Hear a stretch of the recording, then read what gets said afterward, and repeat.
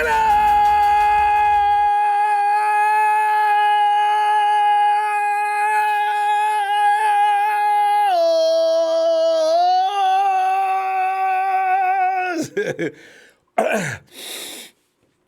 said I wasn't coming in until, you know what though? I got to break. I said, okay. Sunday, go talk some football. 49ers football. Oh, by the way, Soko's right. Pettis ain't going nowhere, y'all. He ain't going nowhere. And you know, Kyle traded up for him. Put him in a doghouse last season. Didn't give him no bowl. I mean, it is what it is. I do see Pettis. So, you know, if he comes in next, I gotta believe Pettis is gonna show us something next year. The man's gonna have some kind of pride. But anyway, let's not get into all that right now because, you know, we'll talk about Pettis later enough. But fam, here's the thing. As the legendary offseason continues, as the free agency period looms, set to come up on March 18th, 4 p.m. ET, it will be go! The Arik Armstead anxiety is really killing me, fam. Here's the thing. A lot of people think that, oh, it's okay. Yeah, we'll be all right. Let's just go ahead and, you know, we'll fill it in. You can't. I'll tell you more about that in a second. I don't know.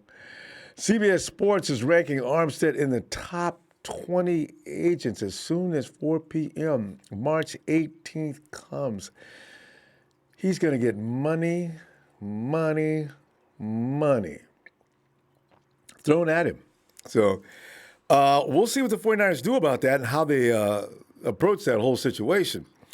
Because the Niners, and I'm still saying it's just under $20 million in cap space after Quan Alexander's restructured. The team is, as we have already discussed, still expected to make a few moves that will free up as much as $17 more million in cap space and edge them closer to that $40 million area. The unknown of this offseason should make this an entertaining month or so.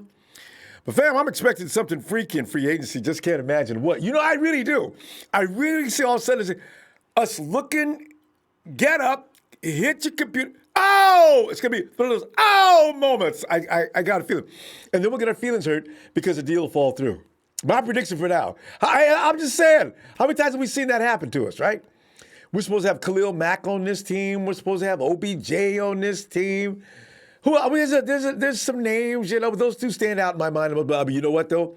I'm delighted with Nick Bosa, so I'm okay with Khalil Mack not showing up. Also, we did have a great job done and possibly a better job all the way around from Emmanuel Sanders than we could have OBJ. OBJ does a lot of whining and crying and needs a lot of he's a high-maintenance player for an organization. So we may have still came out ahead on that whole situation, right, as far as that goes. I was checking out some moves by ESPN's Bill Barnwell, right? Just for some Sunday fun. I want to get into some of the madness that he's talking about. It is somewhat compelling, though, and I had to go along with a lot of it. So I thought I'd go ahead and reflect a little bit more of that. I refuse to talk much about Tom Brady because it puts me in a mood of violence at this point. I'm really, you know, we get some absurd things flying around on the net every year at this time, especially with the 49ers, right? I don't want Tom Brady. We are not the Los Angeles Rams. We build this team for sustainability, and we're looking toward the future. You bring in Brady for 2 years. It takes him 6 months to God knows how long to learn Shanahan. Contrary to public opinion, Brady's not going to come right in and just start, yeah, I know Kyle Shanahan's system. Give me the ball. I know everything there is to know about this system. Let's go. Bullspit. It's not going to happen. So you figure by week 6 or 7, we'll start saying, as Brady's learning along. Now, he may have a faster learning curve because he is Tom Brady. Brady will be Brady. And maybe Shanahan could start tailoring a game around. But do you see what I'm saying here? It's start from scratch time. Let me get, man. Anyway, I got to tell you, fam, the Patriots are going to allow Tom to test the market knowing he's coming back to New England anyway. He's going to go out there and some people are going to say the wrong thing, and Tom will be back home to his Uncle Bill's at sometime soon. So I'm you know. Jimmy G's last attempted pass in the Super Bowl was 5 yards long from making him a Super Bowl winner and MVP. Now, I'm saying after 1 year, good God Almighty, give that child a minute to grow. You can see he's got potential. Okay, he made a mistake. But we wouldn't have been in the Super Bowl. Like I said, it says, we wouldn't have been in the Super Bowl had it not been for him. More than likely. As much as people like to say, all we did was this, and we ran. No, Jimmy was one of the weapons, sure. It doesn't mean he didn't have anything to do with it. You know, if we're talking just about other veteran quarterbacks, it wouldn't be worth discussing anyway, right? It wouldn't even be on this page. In fact, you can if you want to tonight, fan, but I'm done with that, all right? Moving on, the 49ers declined Solomon Thomas' fifth-year option. You already know about that. John Lynch's debut draft in 2017 defines just how mind-boggling roster building can be. Already you see fallout from what happened in 2017. Reuben lost his mind, and Solomon Thomas is just now what he was drafted number 3. You're supposed to make an impact. Solomon hasn't really done that. It was a great draft for the 49ers if, though, you consider just the one pick, and that is superstar tight end George Kittle. The 49ers' best work came late in that starting season as they picked up rock-solid talents like DJ Jones and Trent Taylor, who really, if he can just... Trent, I hope this is your year you can stay out on the field. He makes a difference. And he could have made a difference in the offense all season long. Not to take away from anybody else who did a great job. But can you imagine Taylor and Debo and George Kittle and E-Man Sanders? That would have been an awesome, it would have been really good.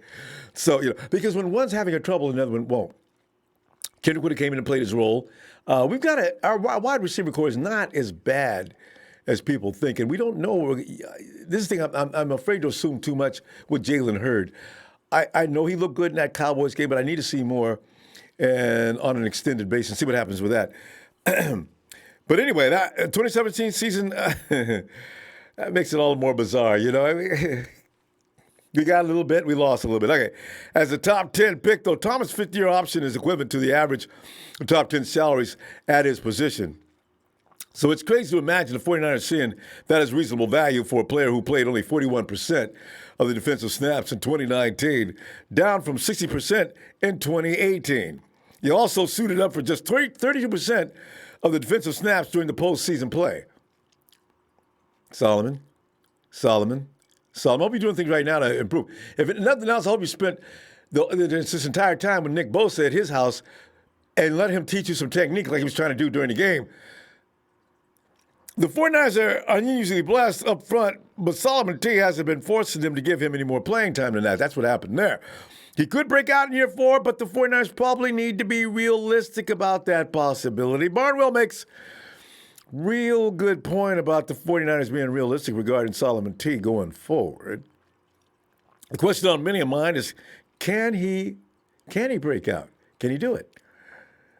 And of course he could, but what are the odds that he has a better season than Ronald Blair? or whoever the 49ers chooses as deputy. I don't know that he was ever better than Ronnie Blair. I'm not going to go into what I said in 2017. We're getting ready to draft him. I said, we already got Ronnie Blair, and we've already got Arik Armstead, to which I got to bring him up. The Solomon T train booed me. See? Anyway, let's see what he does this year. I'm willing to wait for him, though. We already got him. Nothing we've seen in 3 years suggests Thomas can have an impact going forward. Because of that, it's probably best for a fresh start for both sides. Signed, Bill Barnwell, endorsed by you, a lot of us, and me. Next, to connect the dots, so it comes to this. Do you let Arik Armstead walk?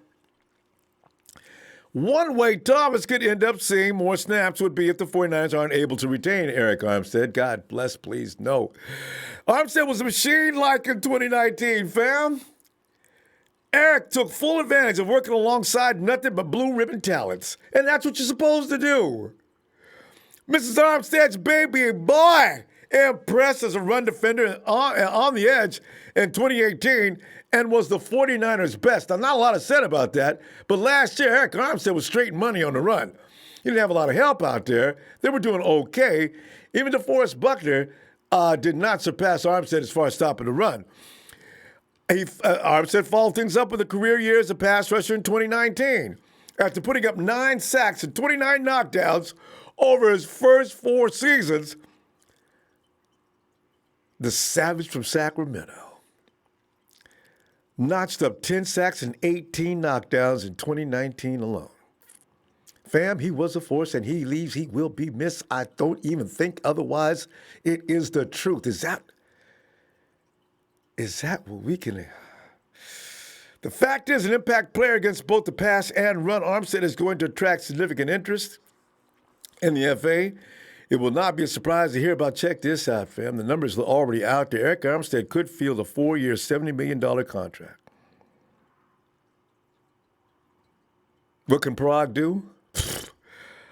One option for the Niners would be to spread around the Armstead money to keep their depth up front. Sheldon Day, Anthony Zattel, Ronnie Blair are all free agents. Of course, the Niners would rather have Armstead than any of the aforementioned names, but they might be able to keep all three with room to spare versus paying Armstead if they don't.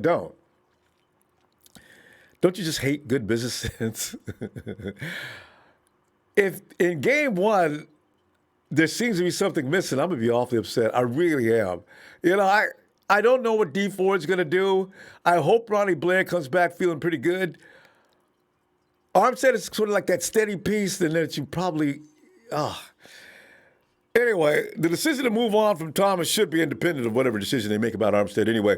Armstead is more valuable to the 49ers than Barnwell is leading on to begin with. When you consider that he can dominate at two positions, and suddenly after 2 straight seasons, you can count on Arik to be on the field every game. Arik Armstead, did you notice? Arik Armstead, he used to always be injured. Everybody hated him for that. That fool ain't missed no time in 2 years, and this time had a bust-out, breakout, all the way out year. Now, people are saying, no, just because he had one good year. Well, hey, that's the way it goes. Players take some take longer to develop than others. But you don't throw him in the garbage behind his history. You take him what he is for now. What is he now? That's what I'm worried about. If anyone knows the value of being available, it's the Niners. So brace yourself. Arik Armstead conversations are not going to slow down anytime soon, family. We are going to be in a race for Arik Armstead come the 18th of March. NFL free agency officially begins. As I mentioned, the dawning of a new league, 4 p.m. ET, Wednesday, March 18th, and we shall see from that hour on. What is the 49ers' plan? And see, that's where the anxiety comes from. If they let Armstead walk, who's going to replace him? Who's going to replace him? I don't know how he's going to replace him. I need that rush up front. I want people to be scared. Can anybody scare people like Arik Armstead? Can we maybe we can find something in the draft. I do know one thing. If there's no concrete solution, though, don't take Eric names off that locker room in Santa Clara. Lock up DeForest Buckner. We all know Buckner isn't going anywhere. D-Buck is under contract for 2020 on his fifth-year option at $14.4 million. But we can expect the 49ers will almost certainly use the offseason to see if they can renegotiate a deal and get him done. You don't want to keep him on that fifth-year option. What if he goes buck wild next year and his agent goes buck wild with him at the end of the year? You know, Buckner he's probably not going to get Aaron Donald's cash, $135 million deal. But after generating 28.5 sacks and 74 knockdowns over those first 4 years he's been with us, he can expect more than Grady Jarrett's $17 million average salary. Something in the $18 to $19 million range is probably what Eric's probably going to end up, DeForest is probably going to end up getting. Finally, George Kittle, the golden boy, is going to blow away the tight end market. Jimmy Graham is the only tight end in the league to hit $10 million per year. Having done it on each of his last 2 deals, the only question is whether Kittle, Austin Hooper, or Hunter Henry resets that figure first. Of those 3, Kittle's easily the best player, and Travis Kelce does not need to get paid more than George Kittle, so it gets kind of worrisome, right? He's a much more significant blocker than any of the guys I just mentioned. He's been healthier than Henry. With Rob Gronkowski retiring, there's nobody else in the league like George Kittle. That's just the plain truth. And there's nobody this 49ers offense could plug in to take his place. Nobody. The 49ers average 5 yards per carry and turned 24.1% of their runs into first downs when GK was on the field. And when Mrs. Kittle's baby left the field, they averaged 3.5 yards per carry and converted 16.1% of their runs into first down. So those are some scary numbers. But there's no need to worry about George Kittle. You just have to wonder how much of the decision to retain Armstead plays a factor in what the team does with Buckner, either this offseason or next season. Buckner has to be extended, period. There's no contemplation. It's done. It will be done. There isn't another player like him on the roster either. Same could be said for Kittle. Hell, there isn't another player like GK in the NFL, actually. With George, you ask him how much he wants, give him a blank check, leave. I'm going to come back later on. I'm going to get me a cup of coffee and have some talks with guys out here. You do whatever you want to do, George. Just, remember, we need some money for some other players. I'm serious. George Kittle leaves, we got a whole lot of trouble. DeForest Buckner leaves, we got a whole lot of trouble. So you just have him sign it and give him one word and say thank you. See, fam, these are some of the things that are concerned because after the season ended, the revenge tour was on. We figure everybody's going to come back. Players will be nice and they'll take substantial pay cuts to stay with a winner and continue the revenge tour. Oh, fantasy, I think. Hopefully, Arik Armstead can be manipulated. Somehow Parag does his magic, gives him a solid base salary and lays some gentle, easy incentives in there just to let him know we want you to stay here. Now, you can reach these incentives, but we're going to be able to keep our books under that salary cap if you'll accept this amount. And, Eric, if you can't get 6 sacks a year, my name isn't Parag Marathi. If you can't get 15 knockdowns this year, you shouldn't want to get paid anywhere. You're going back to the Super Bowl, and it could be because of you. What do you think? So is agents going to sit there and say, no, we don't work like that? But I don't know. We'll see what happens. And by the way, Big Show, I see you, man. I was careful. Don't say nothing bad about Arik Armstead. He'll hunt you down. I did not. Eric, man, I love you, man. I'm trying to get you to stay with us. God. Anyway, let me put on my ears. Mm-hmm. Dollar Bill, Will. Hey, come on in, fam. Will sometimes be busy now with calling first. Ronbo, what it do, man? Well, man, I'm sitting around here worried about the frontline defense. This is one of the things I appreciated most about this team. Will, just for conversation's sake, if we lose Armstead, is Ronnie Blair going to take his place, Solomon Thomas? What are we going to do about that void? Oh. Well, I tell you what, first thing I want to do is kill out this Tom Brady type noise. Go right ahead. Y'all stop being delusional. We ain't getting Tom Brady. We got our quarterback. It's like you sitting at a couch and you got a glass of water. Then 5 minutes later, you ask somebody for a glass of water. They're gonna say, "Well, you got a glass of water right there. You already got somebody." I like that analogy. So you got Jimmy G, man. It's a wrap. He took us to the Super Bowl and he can take us back. So I got nothing but 1,000% in Jimmy G. Now with Armstead, man. We need to keep Armstead, man. I understand we crucified this man a couple years ago because he couldn't stay healthy. But this year, man, he led the D-line in sacks, 10 sacks. And it's bigger than Armstead. You got other players that's on that line that help produces one another. Bosa helps Ford. Ford helps Bosa. Buckner helps Armstead. Armstead helps Buckner. Buckner helps Ford. They all eat off each other's energy and off their talent. Yep. It's bigger than just Armstead, man. It's the players that John and Kyle brought in that help him make the plays that he makes. So, yeah, we should keep Armstead. And I understand we do got guys like Julian Taylor, DJ Jones, all them guys. I understand that.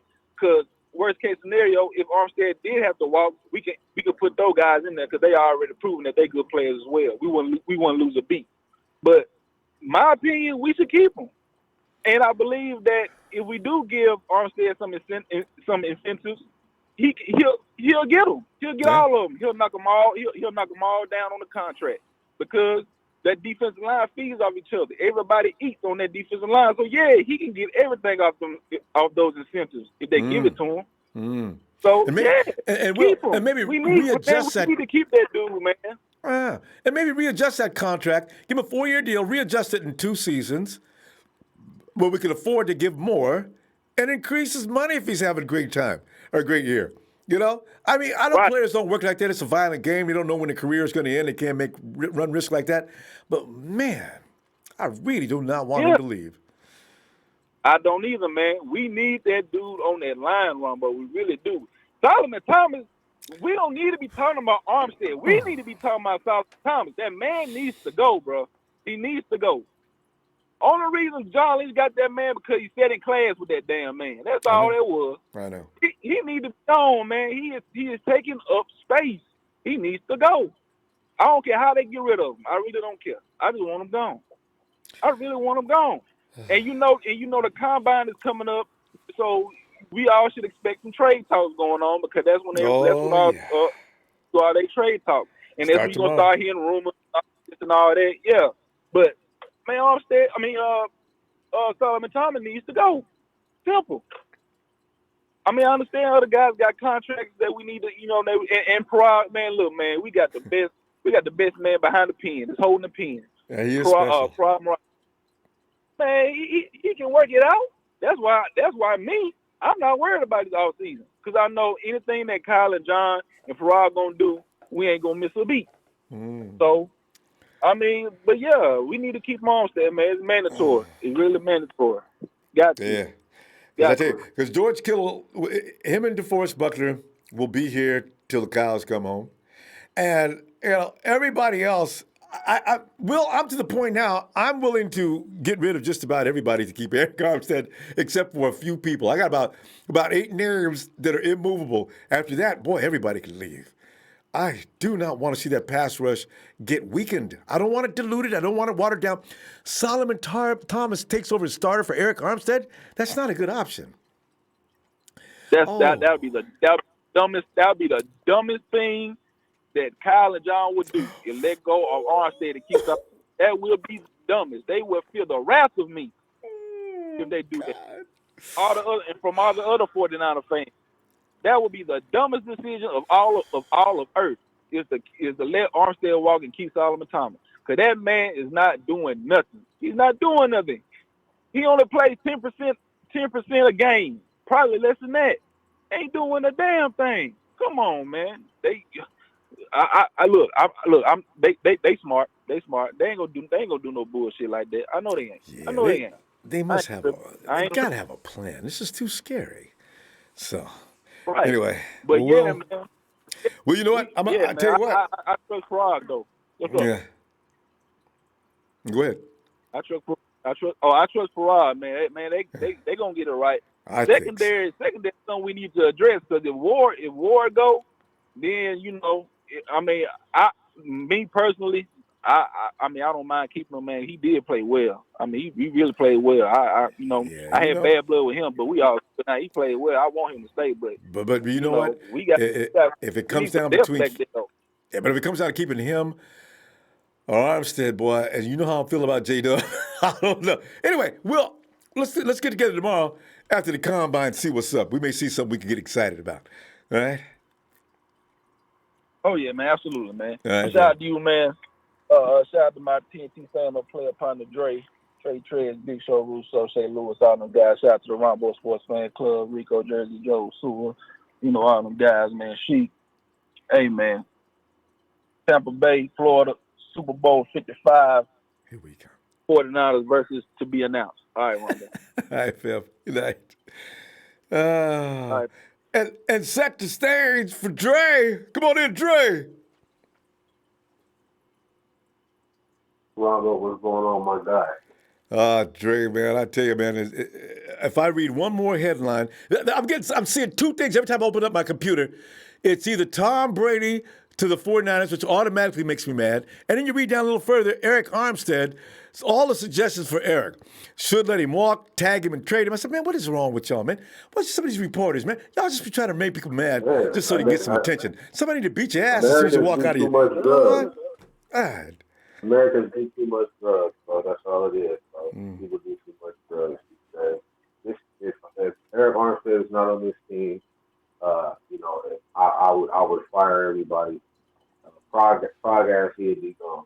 This team is not a Super Bowl. This defense is not as dominant as it was, and we're not going to the Super Bowl without Aaron. Ooh, Yeah, I said it. I said it. You can't let your This leading man defense, leave. no, Oh, this defense is not as dominant as it was with Arik Armstead on this team. We do not go to the Super Bowl if Arik Armstead is not. And that's how I feel. He Drake, makes that much of an impact. Drake, you sound a little different. It's kind of hard to hear what you. Can you get in closer to the mic or where? I don't know what's going on. You're not on speaker, right? Hold on. Give me a second. Right. All right, yeah, but like I was saying, man. Oh, that's so much without better. Arik Armstead, Right. without Arik Armstead, this team is not a Super Bowl team. Well, I don't even think we win the NFC West without Arik Armstead. That's just how I feel. That's just my opinion. You know what I'm saying? People can say what they want, or I think everybody has the right to their opinion. But I just don't. I don't think that we're as dominant as we were without Arik Armstead. No because doubt. You can't give up 10 sacks. No. You can't do that. You can't do that. The sacks, the run defense, the forced fumbles, the fumble what he's recoveries. doing. Yeah, all those Yeah, things. man. And he hit his stride. Like I said before, I think Chris Kaserik had a huge part in a lot of our guys taking off this year and doing what they're supposed to do and coming in and playing this wide nine how it's supposed to be played. He played a huge part. That's what I think pushed Arik Armstead, over the top. And he's a Sacramento guy. Drake, you read that report what they said about Eric Kaserik. Kaserik said at first he looked like something reminds you of a deer just being born, sort of wobbly in the beginning, and then all of a sudden he caught on and he caught fire. I see that defense is meant for Arik Armstead. That's why he's doing so well. Yeah, man. And just to have, I mean, you have, Arik Armstead and Buckner and Bosa. I mean, that's 3 first-round picks that are under the age of 26. Oh, none of those guys are 25 and older. Oh, God. They got 4 more years minimum of all-star production. Yeah, man. That is a core group of guys that I would want to keep together. And that's just me. You know what I'm saying? I'm gonna stick with my guns. This is not the same team without Arik Armstead on this team. It's just not. Doubt. So that's definitely a piece that we have to keep. If that means letting Jimmy Ward walk, letting Jimmy Ward walk. I think Arik Armstead is more important. I love. I think he's more important to this defense. Yeah, I think he's more important to this defense. I just want to talk about one draft sleeper because I know I don't got that much time. There's a kid named Kendrick Rogers from Texas A&M. Ronbo, you need to check this kid out. I've been watching him for the last 2 years. I've been taking names down too. I haven't got around to this yet. Hey, bro, Kendrick Rogers. Kendrick Rogers. 6'4", 203 pounds. Runs a 4.42. Everybody's talking about Grant Delpit. Look at what Kendrick Rogers did to LSU and Grant Delpit. I mean, he just single-handedly dominated them. You said Roberts, right? Clemson. Yeah, Kendrick Rogers. Rogers. Okay. Rogers. Is that R-O-D-G or R-O-G? R-O-D-G-E-R-S. This kid literally single-handedly dominated LSU. I think he had like 5 touchdowns against those guys. 5 or 4, one of those. It was the game where they went into double overtime against LSU. I mean, he single-handedly dominated those guys. He did the same thing to Clemson. And the thing I liked about him is all of his big games came against the big Power 5 schools, not against the small timers. You know what I mean? Like the regular schools. When he plays against big schools, that's when he has his big games. He shows up. He's another Mike Evans, Ronbo. He's another Mike Evans. Now, he did have an injury, you know what I mean, where, it caused him to miss some games last season. But, I mean, that kid, he's special. He's another Mike Evans. And the only reason you don't hear his name like you did Mike Evans when he was in college is because of the injury. But I'm telling you, Ronbo, if you're talking about a big guy who can go up and get it, who has that 4.4 speed, Uh-oh. He's a sleeper, and he's a guy that you can get in the probably you can get him in the fifth round. He's not going to be one of those guys. If somebody gets him, that's because they're looking at him and they know the potential that he has. You know what I mean? But right now, I think he's rated as a late fourth or a top fifth. You know what Wait I a mean? minute. So he's Late the guy fourth? that you can get. Why is he? Last year, what was that kid that went to Arizona? Everybody wanted to get. He was long and pretty fast, but he couldn't catch the ball. I don't know, but that's not Kendrick Rogers. Right. Kendrick Rogers is catching everything. Matter of fact, he has a highlight against Clemson where he was falling down and he caught the ball arm extended, one-handed in the end zone against Clemson. He's special, Ronbo. Go check him out. All right, I got him down. Yes, sir. Kendrick Rogers, I got it written down, right? Yeah, I got him. All right. Yeah, man. Yeah, make sure to check him out, bro. Let me know. All right, Dre. Good stuff, All right, fam. man. All right, Free man. tomorrow night. All right, man. Shout out to 90 Fam. Peace out, man. Shout out to TNT Fam, man. Trey Trez, Big Show, Jay First Russo, man. All the guys, Shay Lewis, Play Partner Will, man. All the guys, man.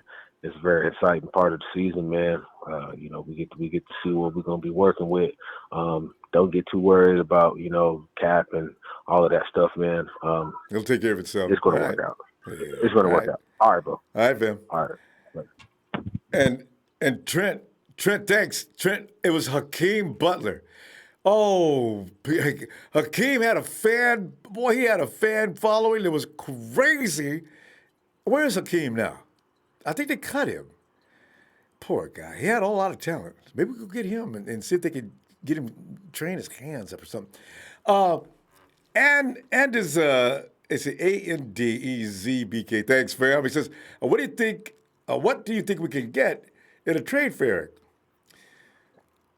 Oh man. You see, if you franchise tag him, I don't know who would trade the 49ers picks for Arik Armstead. I just don't know.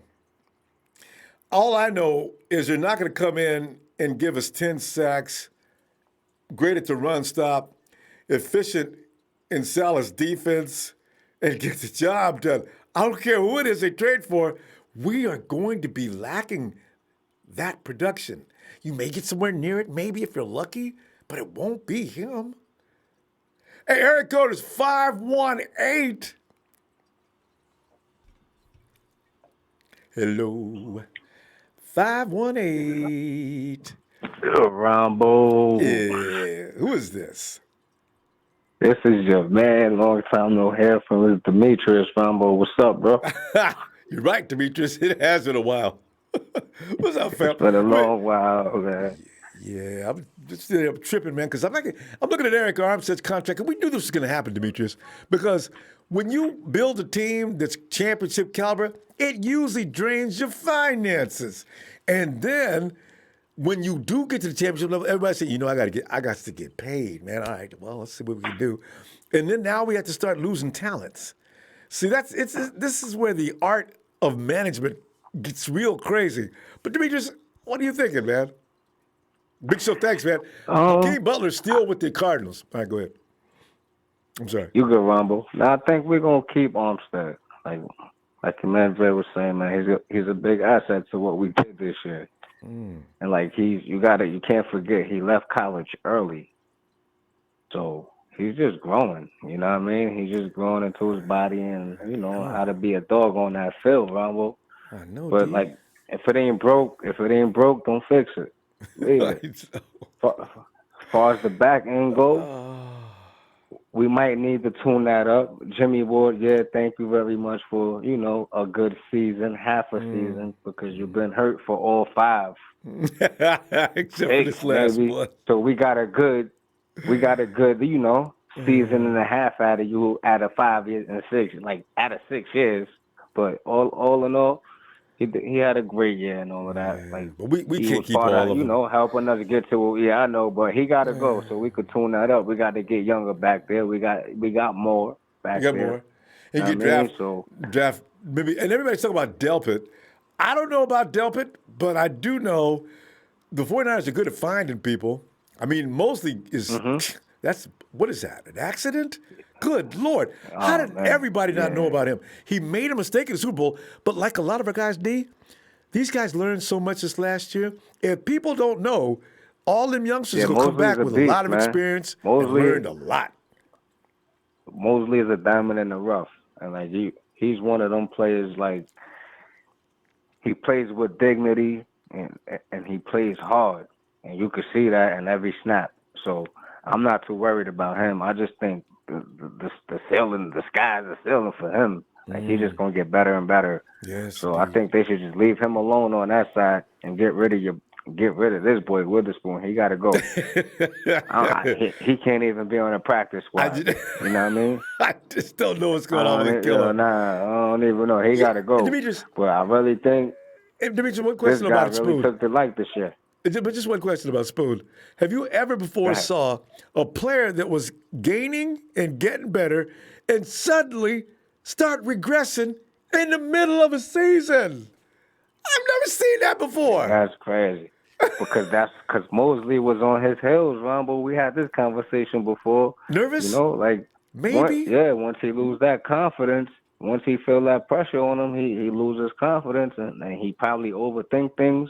Not probably, he do overthink things.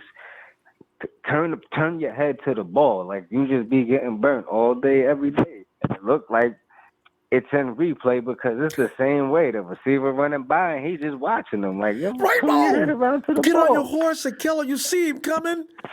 And if he turns the route my in, God. you still have an advantage on the situation. What? Oh, Every touchdown that they caught on him, Ronbo, he never turned his head around. Never. He just There were running some with the other things, receiver, too. getting burnt. And he was Come on, misjudging. man. And, you can see a receiver Yep. coming downfield. You start to, calculate within your mind. You need to do it quickly, though, and make your move. Don't stand there and right. wait till he gets here.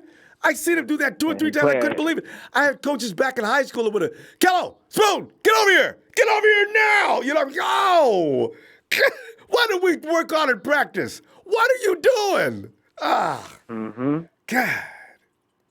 So anyway, you might be Crazy, right, Ronbo, D. but nah. Intimidation. But it's intimidation. That's why he plays so far off the ball. Because if they're coming at him full steam, he can gain more, momentum to, make the tackle. So he won't get trucked if he play short on the ball. If he play the way he's supposed to play, 5 yards off the ball, man, not 15. So he got to go. I think he was thinking about jumping the route, but for some reason, he blacked He's too out. small to play on the ball. He's too small. The receivers are just one arm him. Like he couldn't handle that kid from the rookie from Dallas. He couldn't handle him. Like that kid was Metcalf was messing with his little brother out there. I was like, well, Maybe goddamn. Seattle. Oh man, it was so sad. Yeah, Anyway. Seattle. But Ronbo, I'm over my Super Bowl hangover, man. You already know, Ronbo. Same. Yeah, it's a long time hearing from you, man. Good to hear from you. But we got it, man. Jimmy G not going nowhere. Nah. It is. But look at the state wide receiver, man. Brandon Ayukum. Word up. Hey, Brandon Ayukum. Yeah, man. Who's But he? now, Rambo, that's it, man. Okay. He's a wide I'm receiver. checking. Oh, Brandon Ayukum. All right, because I'm taking all these names down. I got to check all these people out. He's like Dave, a good to hear from you again, fourth-round man. guy. I just realized we hadn't heard from you in a long time. All right. Yeah, it's been a minute, Rambo. Some things change. You got to move around. Make sure your situation is good. You know how I be. I hear You know what I mean? But it's all good. Good to hear from you. All right. Good to hear from you. I'll talk to you soon, bro. Looking forward to it, fam. Have a good night. Yes, sir. Yes, D. Man, I heard from D in so long. And there he is, Anders Bick. Can I call you Anders Bick? I like that. He says, hey, can my mom, Mrs. V, get a 49er B-Day, thanks? I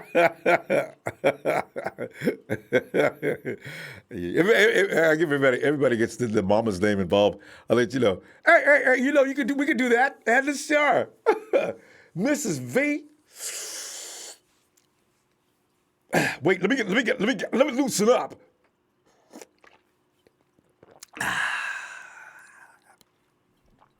Happy happy Nana's birthday to Mrs. V. Happy Nana's birthday to Mrs. V. Happy Niners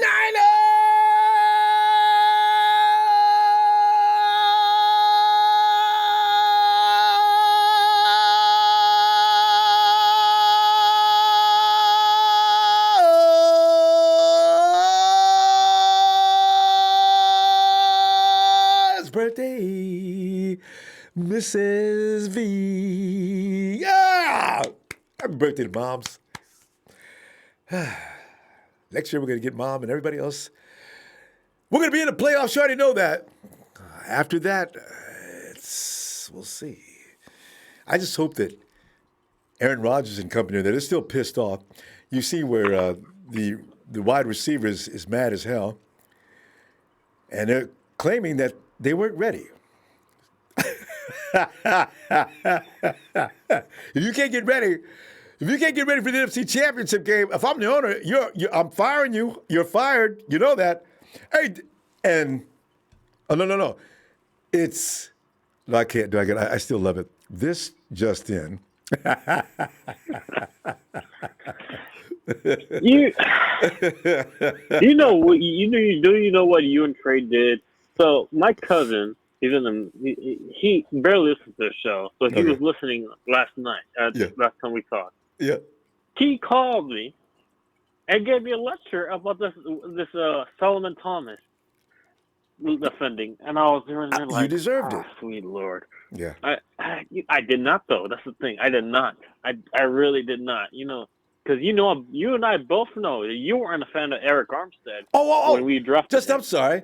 And then I his thought last you year were of contract, on the Solomon train. No, you were not on the Yes. Solomon train, were you? No, I was not. Oh, okay. No, I'm sorry. I will.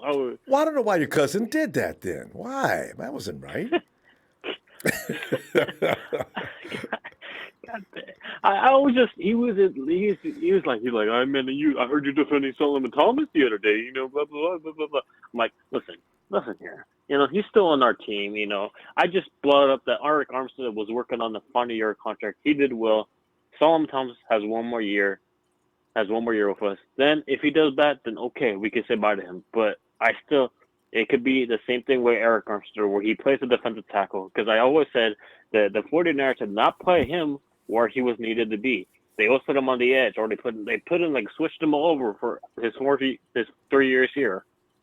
They switched him everywhere. They did not place him in the right scheme for him to succeed. That's my point. That was my point. Because they just did not do that for him, man. And if we were to go back, am I saying that Solomon Thomas is a great third pick in the first round? No, I think we should have picked somebody else. But at the same time, I have to say that they didn't put him in the right scheme of fit for his first 3 years with the 49ers. I hope that now this time, with Sheldon Day we're probably not picking up Sheldon Day, that they put him in the defensive tackle where he's needed to be, where he can succeed and actually make an impact on his team. If you don't stop, I'm gonna throw the flag on you, man. For unintelligent conversation, 15 yards on Justin. Justin, stop it. Listen, Arik Armstead is a first-round pick. It should not take him 4 years to show us anything. You need to move on. What else? I'm with your cousin, man. That's all I'm saying. I thought okay, go ahead. What? That's all my point is. That's all my point is that, we have to see this year because the 49ers might move into the scheme. But he might break out this year like Arik Armstead did, because Arik Armstead, he was doing good. Yes, but there were some questions going on there this year. Remember this year? This year, our past year, everyone's like, I don't know about Arik Armstead. And then when he had a good year, everyone's like, oh, we got to keep him now. It could be the same thing for Solomon Thomas. It could be the same thing for Solomon Thomas. Solomon Thomas has never been hurt and laid out for half a season. And he's been out there every year the whole time. With Arik Armstead, that's just mainly what it was is he just wasn't on the field. And Arik Armstead always could play. It just wasn't on the field. Yeah. So just been on the field the whole time, and he's demonstrated that he's a liability. This is not to discredit Arik Armstead. Everybody's saying, oh, he hates Arik Armstead. No, I'm from Sacramento. I live in Sacramento. He's from Sacramento. I love Arik Armstead, okay? I love that boy. Okay, I love that guy, man. I even have a jersey of Arik Armstead. Okay, because I got Witherspoon and I got Akella because both of them are from Sacramento. I love Arik Armstead, and I do think he's going to come back. I don't know how much. I don't know how much cap space. Now, we're gonna you have know left. what? As a matter of fact, Let's Arik see. Armstead's going to end up getting tagged. They're not going to let him leave. I just don't believe it. And they're going to see what they can do. No, They're going to let there's Arik no play one more. Listen, here's what's going to happen. They're going to tag him because they can't afford to pay him. But then again, somebody says they can't tag him. That'll kill him too. They have to tag him. And then they bring him back next year and try to rework his contract because they can buy time one more season. They don't have to sign DeForest Buckner right now. They need to, but they can wait till next year. George Kittle's got one more year in his contract too, don't he? Yeah. So yeah, you don't want these guys at the same time. Right. That's the problem. You got anyway. George Kittle, and the K1 took back some of his money to allow them to bring back and sign some players. So I'm saying that Arik Armstead, the 49ers defense already knows, like, okay, we're gonna stop being, we're not gonna be selfish. We're gonna have some little bit and get some people out so we can bring all the defensive people back. The 49ers players know that they have to give up some of the money back to allow them to bring back this unit because this unit was on fire.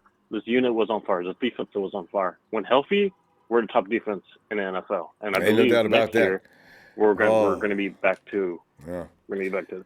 And I understand that everybody's saying, "Oh, we got all the weight games are going to be really hard." You know what? We went to New Orleans. Everybody thought we weren't going to win against New Orleans, and we won. So also, there's no such thing as really hard. Teams don't want us coming to town. See, that's the thing. We're the boogeyman now, not them. This is what I like about us now. When we come to your town, it's terror in that city, not us coming in scared. Anyway, we're going to go. And Justin, we're going to see you tomorrow if you got time, all right? Yeah. Tell your cousin I said hi to man. The man is brilliant. And Michael, I hope you heard this because I defended my parent, and I will keep saying this until he's off the team. Then okay, but until he's on the team, I'm gonna keep writing with my players. That's all I'm gonna say. Get off. I'll take that flag and I'll get out, Justin. I'm throwing you out. I'll challenge We're it. done. I'll take it to Superior Court. Okay, I'll go to court for this flag. Okay. All right. See you tomorrow, Justin. Yes, sir. Every now and then, I guess. And even I'm going to defend him, but I ain't going to say that Solomon T's got to do better than this. Him and Dante Pettis are in my doghouse.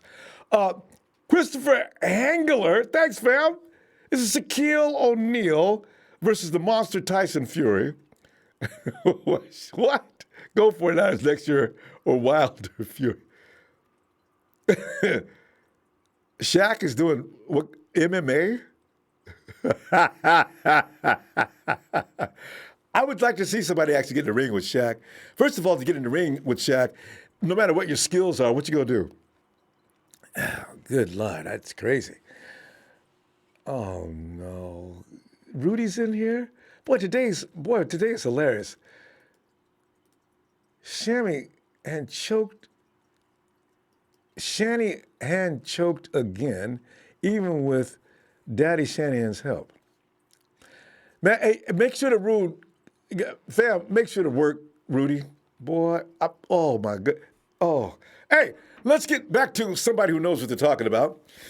He is one of the founding members of TNT. He is Trey from VA. Trey. Ronbo, come right back to me, and I promise you, I'll have it. Yeah, I promise you. All right, fam. I think we can come back. Trey's got to really tie it up. Must be serious. All right. Hey, come on in, my man. Shit. Okay. Is it this one? Yeah, Rudy, come on back in, make an appearance. Oh, man. Boy, Rudy. I guess Rudy he's still got a thread he can hang on because we did not win the Super Bowl.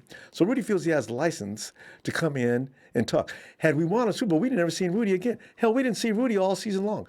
Remember when we had that APB out on Rudy, we couldn't find him? 17 weeks. Where's Rudy? Now here he comes. He's still trying to tell us golf owns something. Golf don't even know. He don't even own his own butthole. Hey, Rick. What's going on, sir? Rick, man, I'm just sitting there. I'm concerned about the defensive rush. People are steady talking about Arik Armstead. We can't afford him. He's number 20 on most wanted list as far as free agent goes. People talk about $70 million for 4 years. I said, oh, my Lord, we ain't got that kind of money. Absolutely. Oh, so Absolutely. You know what? Honestly, I'm probably gonna go against the grain because as much as I like Arik Armstead and he did do well this year, I'm gonna give people another name that people older Niner fans remember. Remember Dana Stubblefield? Yeah. Dana Stubblefield. Yeah. Remember it was Dana Stubblefield, B.Y., Brian Young. And Dana Stubblefield, he was okay. In his one breakout year, he had 15 sacks, and then the next year he went to Washington, and he was never the same. I'm looking at Arik Armstead, and I'm like, okay, I'm looking because people lie, but numbers don't lie. So I'm looking at his sack.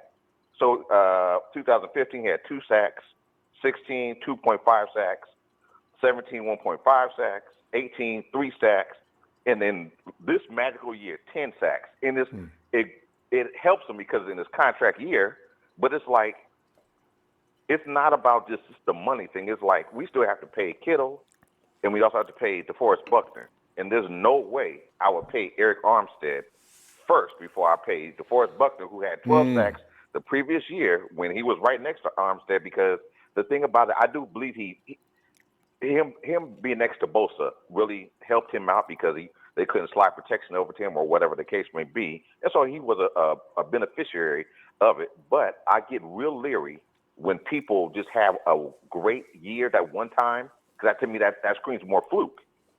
And if it was like a consistent, he's 7, 8, 9 sacks, whatever, but you can't go from 2, 2, 1, 3, and then 10, and then all of a sudden now you want to command $70 million or whatever the case may be. If that's the case, we're like, all right, you know what? Walk, because guess what? Now you're going to be the main person on whatever team it is.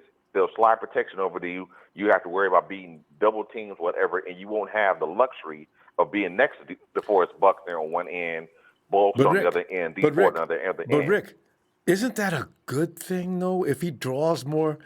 And see, here's the thing, because this is the way this front line works now. Where whoever's drawing, Nick was starting to grab 2 and 3 guys were going after Nick constantly, which freed up. Exactly. So now, let me just finish this one thought. If now Arik Armstead is drawing extra attention, now Buckner is released because that's what Buckner was doing last year. And now maybe Nick gets a little less attention.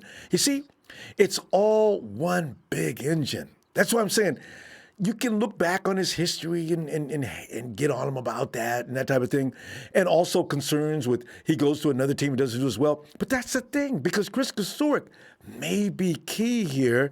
Some players are going to do better in some systems than they're going to do in others. And that's always a problem with bringing another free agent. Who's going to take his place if he leaves? Are you going to go with a less efficient front? I don't. Honestly, I don't know. It could be a combination of Ronald Blair, DJ Jones. I honestly don't know. But what I do know is that you can't just look at Arik Armstead. You have to realize we still have to play DeForest Buckner and George Kittle. And there's no on the money wise, yeah. You're going to sit there. There's no way. There's no way. Because the thing about it is, like I said before, of the two, DeForest Buckner is easily the better of the two. He's been the better of the two. And so if you have a choice of now I'm saying now, if we can find a way and he's not looking, hey, I'm trying to make $70 million or whatever the case is, then that's fine. But if you're saying, okay, no, we're just going to just do whatever, it's like, no, we have to, because one thing about this previous year has shown that we have a lot of depth. We have a lot of depth on this line.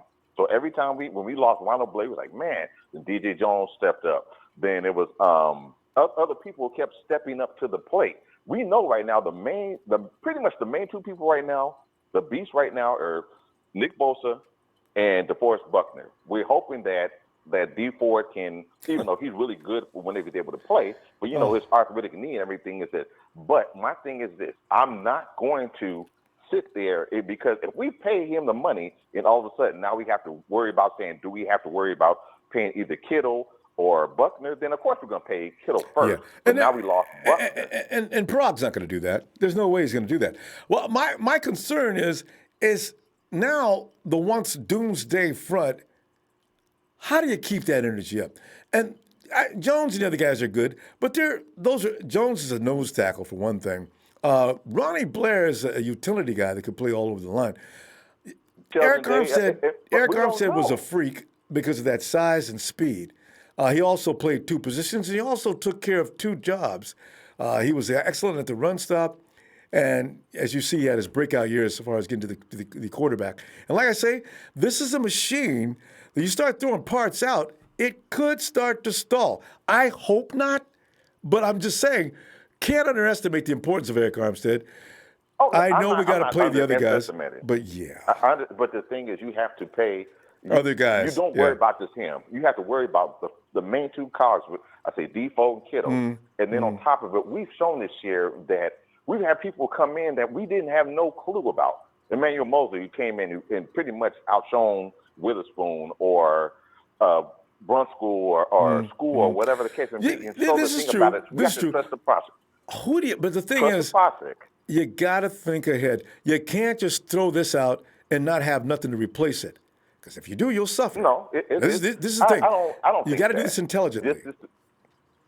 Honestly, but you also have to be. One thing look, being a Niner fan, I've gone beyond being attached to one player. Once they traded Joe Montana to Kansas City, then I saw Ronnie Lott, and I saw Jerry Rice go to other places. It's like now it's pretty much just 49ers first. And so the thing about it is, I get it. Rick, I get it. We're attached to Armstead. But trust me, dude. If he wants the money, then he's got to go. I agree, Rick. We're out of time.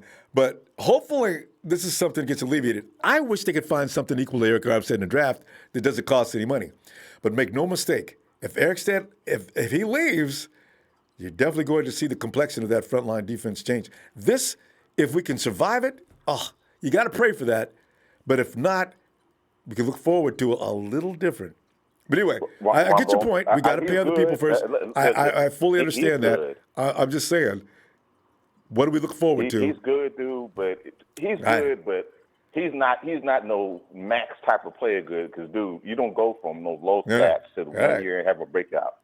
So I mean, Rick, remember, we got to go, though. We're really out of time. Niners first. Have a good time. Niner faithful, Niner empire.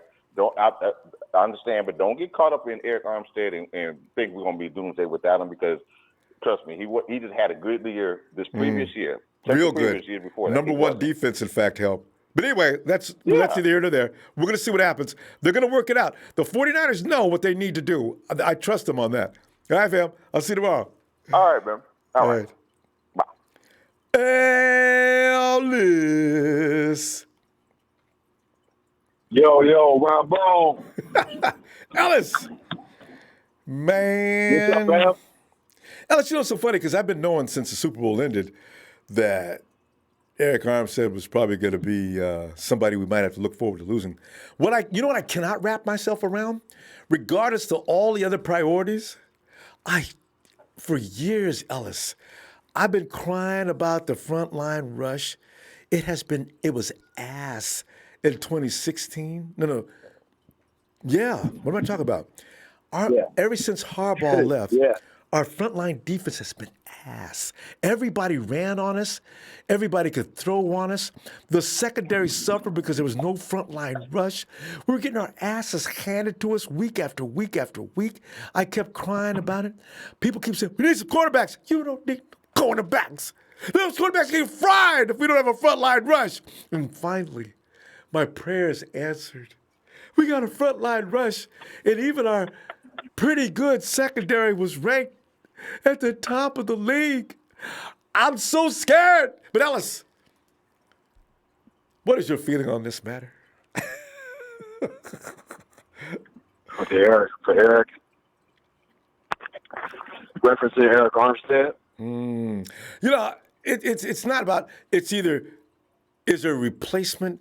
What route do you take to keep the potency of one of the best the best defensive rush in the NFL? How do you plug that hole? And it will be a hole. Well, Yeah. Well, there's not really too much you can do to replace the mass, the size, the amount of room he could take up, and then obviously Arik is, he's played well this year. But like I think it was the caller before or two, we're talking about, DeForest Buckner was the one, carrying the load. You know what I mean? And Arik just kind of really started blossoming, or at least having a good year. So it could be, it's kind of a toss-up. There could be questions as to whether or not we may be able to use him as a major chess piece and do a lot of other things, and just because from what I saw, I'm not sure if you've seen, was that it looks like we are declining Solomon Thomas's fifth-year option, so ain't no doubt about it. He's going to be with us again. I think they already made that announcement. Yeah. So I just saw that earlier today. So I said, okay, well, there goes the Solomon Thomas, removal situation. So we got to hold on to him another year. And I mean, I don't know if they plan on using Arik as a like I said, chess piece to try to, save us a great deal of money and just start coaching up and getting. Of course, we got Ron. We got some other tackles. We got some other nose tackles and defensive ends and people that the depth is what benefited us. So we could still have a great defense and still be in the top 5 next year. Believe it or not, even without Arik Armstead, I'm being honest. He is great, but I'm just saying because of the depth and because of the greatness of these players that we had and how I feel like they can be coached up. I mean, maybe there's a way that we could be able to account for not having Arik Armstead if that's what it comes down to. I mean, because if it does, either way, we don't have a damn choice, and we have to keep it rolling anyway. So it's kind of just like, let's not put all our eggs in one basket and worry too much about him, because as a whole, we need, we still need to bring back E-Man. We need somebody that's going to be, if not Emmanuel Sanders, we need somebody that's equivalent to him on the offensive side of the ball, and then defensively, we got to make sure that we get our guys back nice and healthy, and we can try to retain some of that depth. Yeah, you know what I mean? And it's like every year, that's why I was so upset with this loss this year, because I knew that after the season, every time there's a Super Bowl win and stuff like that, the team just disintegrates. You lose You players. know what I mean? And then now it's damn near like, it's damn near like starting fresh all over again. And it's frustrating. Well, we still got, most of the guys are still under contract. There's only 3 that we got to worry about, so we're kind of lucky in that regard. Armstead, yeah, absolutely. Emmanuel Sanders, and J-Dub. But beyond that, everybody else is still here for another year. So we can make the run, but I don't like the 3 players that are under contract. I mean, because when you start reducing the formula and using, generic products is when you start to hurt yourself. I don't know how big an impact. There's no way to know who had the biggest impact and who was pivotal here, who was pivotal there, where's the differences. But you do know all 3 of them together, that's really a huge impact. So, as I say, I figure they got something figuring it out, and we'll see what happens. Yeah, we have a lot of potential nonetheless. I even saw, I know we talked about it, that if we cut Goodwin, Coleman, and Jared McKinnon, looks like we get 13.1 available just between those 3 guys. We definitely need to extend. That's the route they're probably going to take. Yeah, it's a fair, and that 13.1, that's a nice, piece of change that we can use to delegate and, in other ways and stuff like that, and kind of retain some of these other guys. And we need to extend George Kittle and DeForest Buckner for sure. We need to be at least thinking about doing that. I know George for sure, and I love DeForest. I seen somebody talking about signing Gerald McCoy in free agency. I'm like, hell no. That's too much money. If you're going to sign Gerald McCoy, then go ahead and sign. Because the thing is, they're not going to let Armstead walk, not for free. They're going to use him. Right. They tag him and trade him, if nothing else. But, it's got to be, these deals are going to be worked out tomorrow, by the way, Ellis. At the Combine, somebody's going to talk about, the 49ers going to say, we can't keep Arik Armstead, but listen, we'll tag him and save him for you. If he goes out on a free market, you could get outbidded. If we tag him, we're going to make the trade with you. You're going to give us this, this, and this.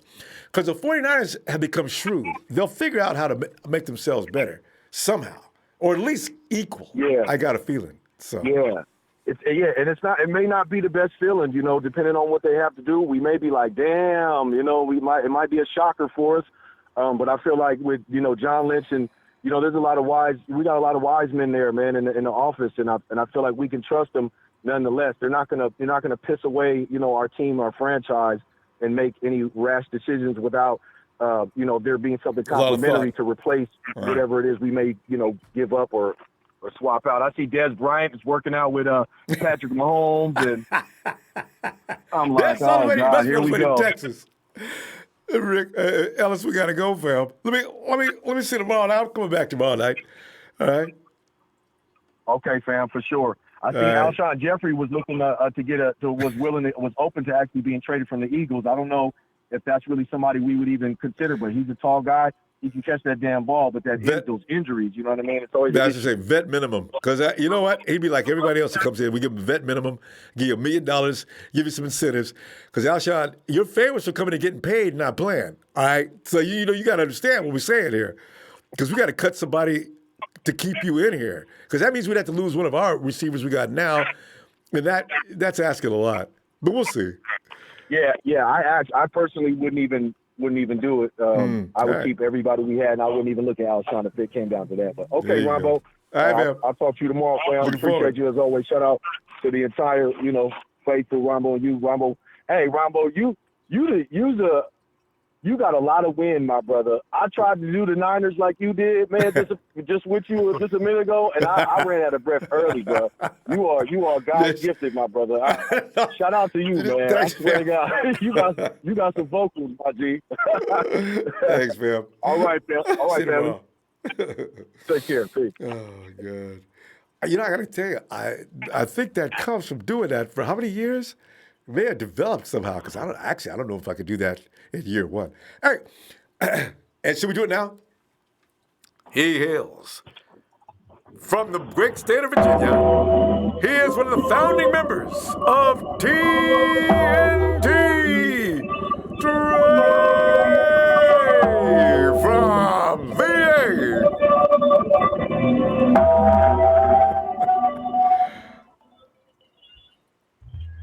Finally. And I do mean finally. Brother Ronbo, how you doing? I'm delighted. Oh, man, I'm glad the you came. amount of slander.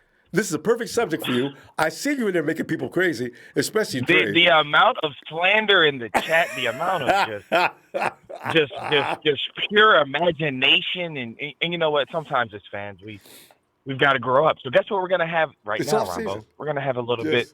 We're gonna have a little bit of grown-up time. Okay? Kiddie time is over, guys. Okay, let's have a little grown-up time. Okay. All right, everybody, listen real close. Now, most teams in the NFL. See, I got to say it like this, Ronbo, because people need to understand. Most people in the NFL, guys, don't have 4 quality defensive linemen, let alone 4 quality defensive linemen in the first round. Let me say that again, okay? So guess what we have? It's called an embarrassment of riches. And guess what happens when you have an embarrassment of riches? You have to pay them, or you lose them. And I feel like a lot of our fans are having a hard time with this reality that, guess what, guys? When you have 4 first rounders, that's why it was imperative that we win the Super Bowl. I know. But I'm gonna let that go because we could do an hour show on that, Rumble. But anyways, the point is that I love Arik Armstead. This isn't personal. This is business. We do not have a second, third, or fourth round pick. Is that right? Yeah. No, because I was reading it and I thought it was a joke, and then I was like, nah, I'm tripping. So let me ask the man that note. Ronbo, is that right? A second? 'Cause I'm a little slow. It's absolutely right. Oh. But hold on. Now, Kansas City did exactly what I'm proposing we do. And I know it's not going to be – we have to be logical, guys. We're not going to get – unless we trade back. And why have to trade back? People are forgetting about one person. I'm telling you, Ronald Blair. I'm telling you, DeMontre Moore, who was coming on. We're not talking about being better than Armstead. We're talking about being serviceable guys, right? But people are like, oh, well, they don't play defensive tackle. Ronbo, if I could interest you in one person that does play defensive tackle, would you at least listen? Oh, Can I interest you in just a thought? Just a thought? Okay, his name is Julian Taylor. I think he's coming back next year. I think he's been in this system for 3 years. I think he's getting stronger and bigger every day, and I think he was coming on before he got hurt. Do y'all remember him? I do. Do you remember that guy? He was awesome. So he can soften the blow of indeed. losing Armstead. I'm not saying replace Armstead with Ronald Blair. I'm not saying replace him with DeMontre Moore or Julian Taylor. I'm saying replace him with all three because we need that $17 million. And you still have Contavious Street. Come on. I'm wondering if he's ever going to be okay, but yes. All I'm saying is that you have to think logically. It's not about emotions. Emotion says sign him, keep the band together. We have to. We can't. Buckner's going to get 20 a year. Kittle's going to get 17 or 15 a year. We're going to have guys restructure, but when you win, this is what happens. DJ is coming back. DJ Jones is coming. DJ Jones is coming back. We're going to be okay on the inside. And then, Ronbo, this is probably one of the deepest drafts. Now, if you trade Armstead for a second and a third round pick, we can't grab a defensive end? Well, yeah. I mean, it'll be a lot of protests behind the position being drafted again, but yes. There may be a monster out there waiting to be picked up. All I'm saying is that now we are to the point now, because we didn't win the Super Bowl last year, we are to the point now where salary cap concerns are. We can't play Madden anymore, guys, okay, with the salary cap off. We can't do that. We can't do that, okay? I know you want to. I know. No, but why you want to come in here and hit us? Why you want to come in and hit us with logic? Because it's been too cute and cuddly, Ronbo. It's been too cute and cuddly. God. It's been adorable. If anybody has a problem, I'd have you and Big Show running it, boy. Y'all would. Boy, they y'all can come see TNT about it. Like I have TNT members. Two members of TNT right now disagree with me. Shout out to Big Show. Shout out to Dre. We don't always agree. But the one thing we do in True Niner Talk is we keep it real with each other. And sometimes real doesn't mean we agree. And so I don't expect for people to agree, but this is what the front office is going through right now. The push and pull, do we sign back one guy and lose out on potentially 3 or 4 players and have no picks? Do you think when John and Kyle are talking, one of them hangs up the phone while the other one's talking? I mean, I could see some of these arguments. There must be some arguments going on in Santa Clara. I mean, I just don't know. And have no picks? Like, it's one thing to have no money because we paid a guy, but now we got to refurbish. We got to replenish. We got to rebuild. And the only thing that keeps dynasties going is young blood that's cheap. Not paying guys that had one outstanding year. Belichick's made a career out of it. I can't argue with that. All right, Ronbo, I know we got to go. We're going to keep it short and sweet. Well, not so short, but definitely sweet. I'll talk to you a little bit later, brother. I hope. Yo, hold on. Julian Taylor had 9 tackles and 0 sacks. Julian Taylor has been in the league since 2018 and has yet to register. Hold on, wait a minute. 18? What is that? Julian Taylor's played 1 year. I thought you were going to say 2008. Julian Taylor has been. Listen, bro. Just listen to me. Julian Taylor has been in the league since 2018. Okay, I'm looking at his stats right now.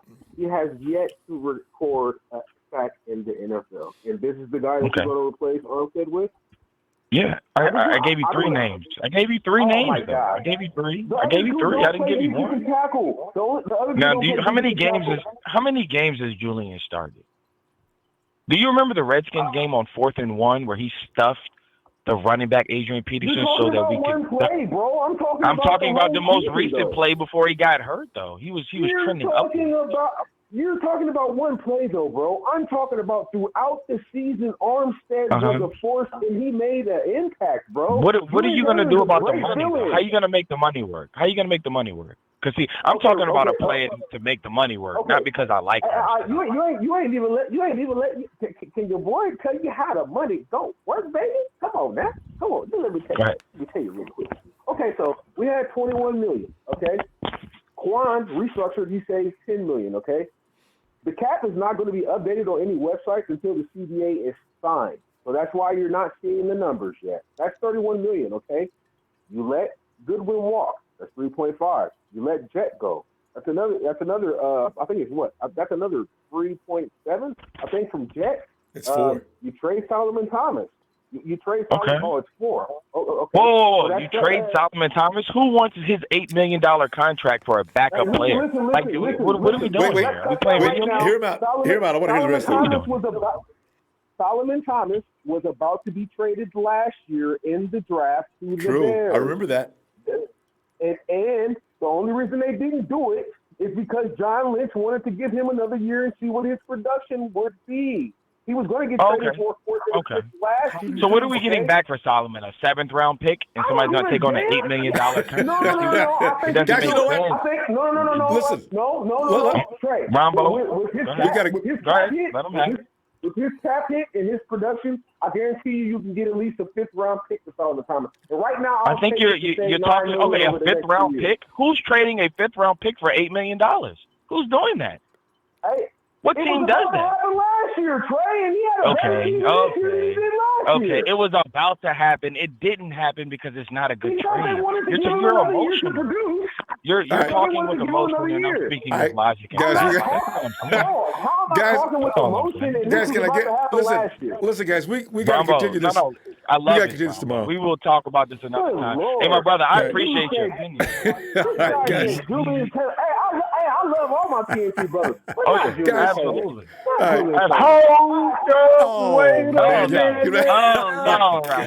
It's off season time. Ronbo.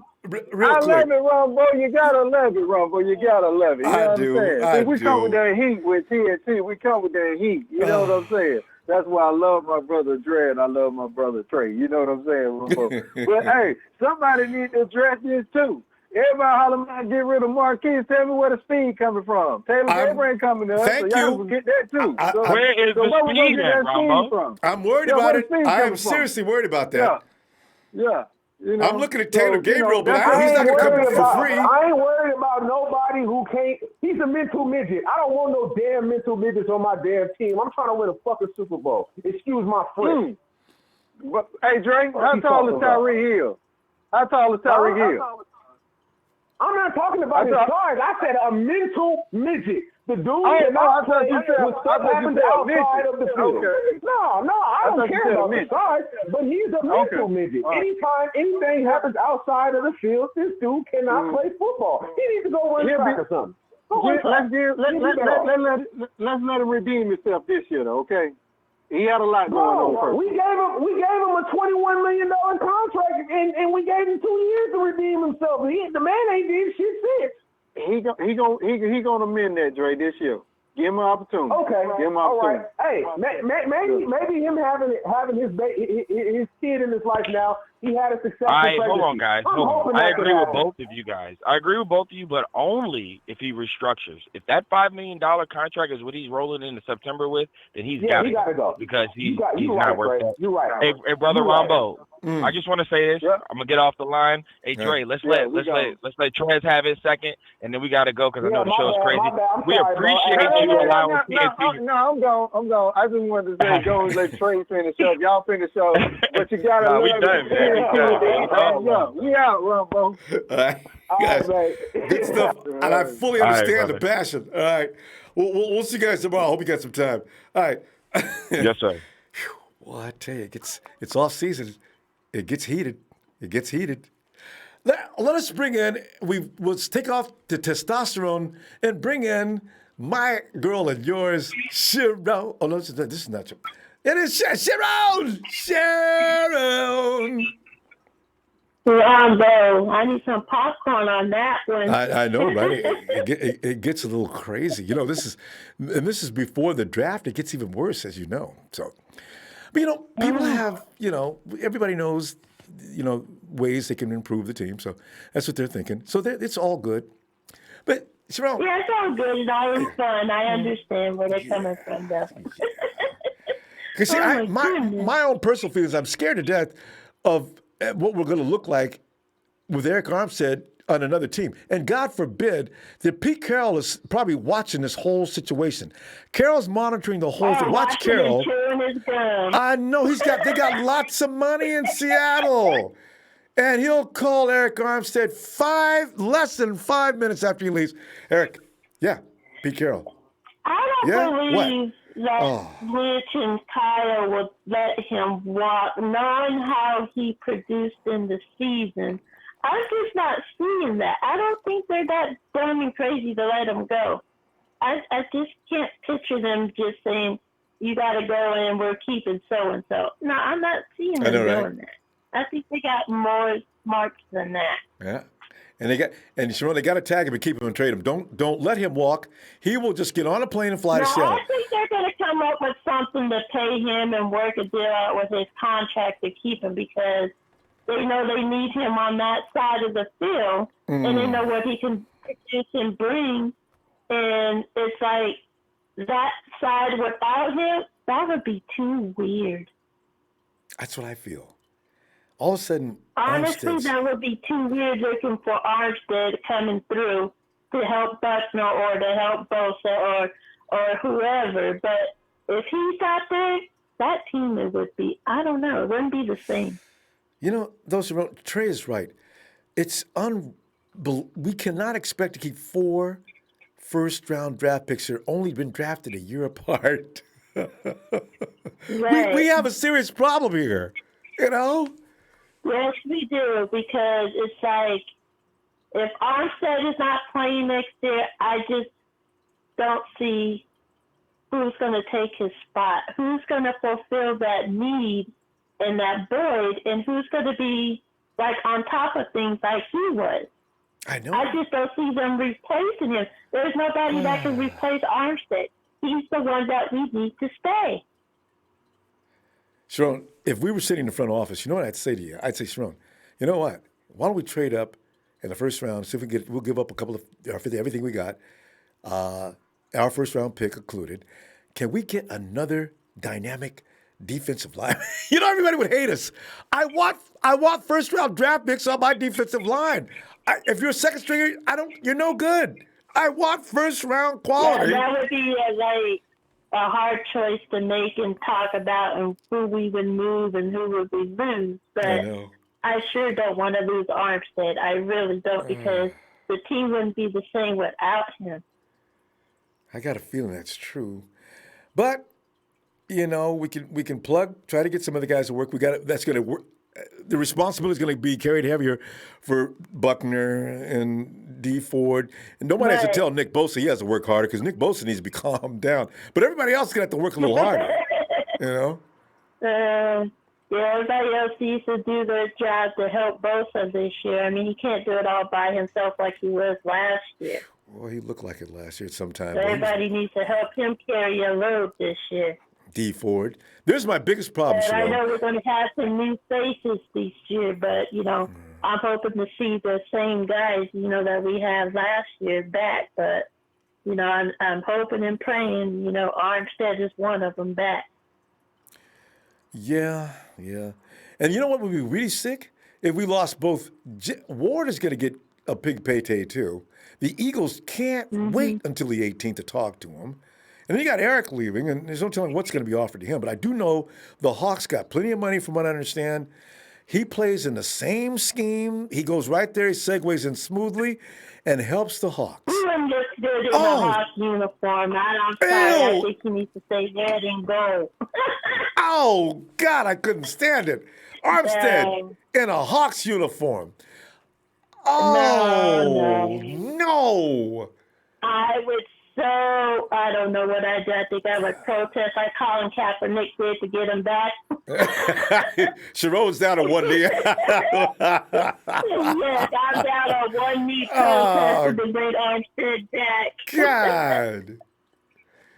I just don't see them parting ways with him, though. I've really not seen it, Ronbo. I just don't know. Well, there's some things they can do. He's the biggest piece that we need. You know, you start cutting people. Now, you got, as much as I want to see what Jared McKinnon looks like, he's got to go. I'm cutting everybody that didn't. Dante or something and get some more cap space or something. The funny thing about it, he doesn't own. He's not worth any money. We lose him, we just lose a bad player. Trade him. Well, then there's that. Let the Hawks have him. Oh, I tell you. Sir, I can't believe we're out of time. We're having fun. I'll be back tomorrow night and see what develops, okay? Let's, All right, Ronbo, I'll be with you tomorrow night. All right, thanks, Ron. You have a good night. All right, stay safe, reminders. All right, bye. Bye. And then here's Phil. I always thought you put Phil's spin on everything else we've heard tonight. Phil, come on in, man. All right, Ronbo. I can tell you're ready. Start. You got it. All right, everybody needs to take a Quaalude, okay? Relax. All right, every one of those lists of who's saying, let's get rid of this guy, let's get rid of this guy, let's fire this guy. They're the same guys that saying, get rid of Jimmy Ward last year, okay? We have the same problem, all right? They all attack Solomon Thomas, okay? Who had better stats, Solomon Thomas or Arik Armstead over their first 3 years? Look at the numbers. Well, all right? Probably Solomon T. They both had 6 sacks. But Solomon Thomas had more tackles for loss. He played in more games. Relax. The guy could come through. You never know. Just relax. So you're saying let Solomon Thomas play in place of the missing Arik Armstead? I'm saying we're going to sign Arik Armstead. Relax. Well, you think so? The other thing is, look at the CBA negotiations that's going on. We're going to get an extra $20 million, most likely, based on the 17-game season, in next year. Not this year, but next year. Oh. So you can sign Kittle. You can sign Buckner. Relax. Things change. I didn't realize this Phil's got it all figured out. You see, I forgot Don't about the worry rollover about it. from the We're gonna be able to CBA. I think we're going to sign Ward and Armstead. Armstead wants to play for the 49ers. Yeah, he does. He wouldn't have made such a big stink with all those tweets going back and forth if and wearing Grant Cohn out. He would not say that big a shit if he didn't want to play for the 49ers. He wants to play for the 49ers. Relax. We're going to sign And we've not heard from Grant since then either. I think an article here and there. But you know what? We just don't have, the time, and we can't negotiate with these players until 18th. Several weeks. So relax. We're going to be fine. We are in the best shape of any team in the NFL. Well, I like that. We are third of starters returning under contract. Yeah. We've got 3 contracts we need to be concerned with. Yeah. They got to sign Mahomes. Oh. What do you think's going to happen when they got to spend $35 to $40 million to the guy? The rumor is that he may be the first $200 million man in the NFL. And you know what happens? Half their team gets cut. They're dead meat. Yeah. Can't wait. I hope they do it. And they can't let him walk. Relax. We are in the best shape, and I have faith in Shanahan and Lynch to get this done, and Brock. We are in the best shape financially. We are in the best shape with most guys under contract. We do not have a lot of draft capital. Big deal. We can fill the needs that we need to make another run at the Super Bowl with the draft we have. Especially we're as good as these guys. guys. We're going to sign Armstead. We're going to sign Jimmy Ward. And then we're going to draft who's the best player available for a need that we need. And number 31? Everybody's got to take a Quaalude. You got to take a step or at least back. take a deep breath, right? Exactly. We've got a hell of a team returning. We don't have a lot of spots to fill. Well, that's true. We ain't full of holes anymore. No way. Come on, guys. Let's cherish this moment. As Mr. Rourke would say, smiles, everyone. Smiles. Exactly. Ronbo, I'm positive. I have faith in our management now, as I didn't have with Balky. I did not have that faith. I don't know why. And I'm going to agree with Justin. even though we fought before, I agree with Solomon Thomas. Give him one more year. He may come out of it. Oh, God. It'll be such a day of celebration. And I, Phil, will be the first one to come in, lead the pack. Hey, everybody who said something about Solomon Thomas last February, all of us right now, let's have a moment of silence for stupidity. His first 3 years. Armstead didn't have great numbers. But he was injured all the time. We weren't calling for his head. Relax. Yeah.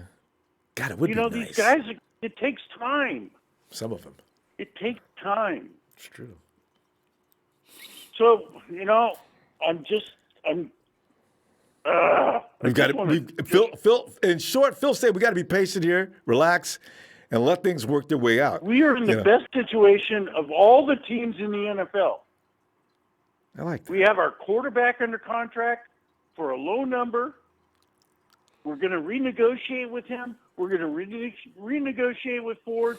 We've got a huge cap coming in with the 17-game season. Don't worry about Kittle. Don't worry about Defoe. They're going to be signed. We're going to keep this team together for at least 4 or 5 years, and we're going to make some Super Bowl runs. There you go. Relax. Phil, Phil, you know what? I'm so glad you came in tonight and calmed the waters. Phil, listen, I'm going to be back tomorrow night. Can I get you back in here then? Oh, yeah. All right. Good stuff, Ronbo, thank you. Thank you, I Phil. just want to say for the Empire, we're in good shape. Much better shape than everybody else.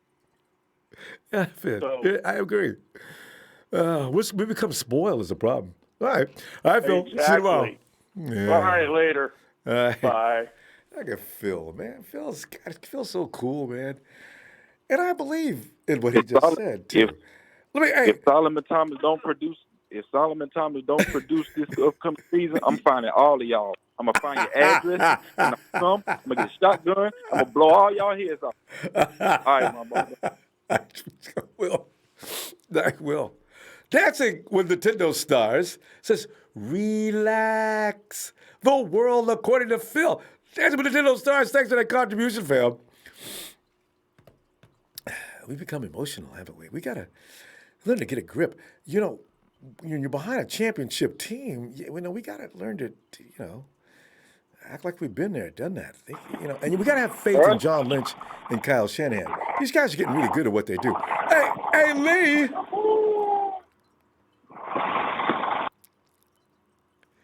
Lee. Hey, what up, Ronbo? Hey, Lee. I thought that. I said, how many more Lees do we know? Lee. Well, this is cool. We've not talked to you in a long time. How's everything? Oh, yeah. Couldn't call in after that Super Bowl loss. Yeah, I know that was rough, wasn't it? Sort of wait to the off season, yeah. Oh, that was traumatic.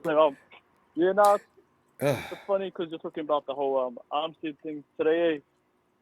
I was talking to one of my friends a while ago about it, and he was the same as Trey. He said to tag and trade Armstead only because of the money and stuff and how it'll help us in the long run. We get an extra pick. But I see positives that are either way, Ronbo. You could go that route, or you could just keep Armstead and keep our defensive line together. But what's the other option of tag and trading him?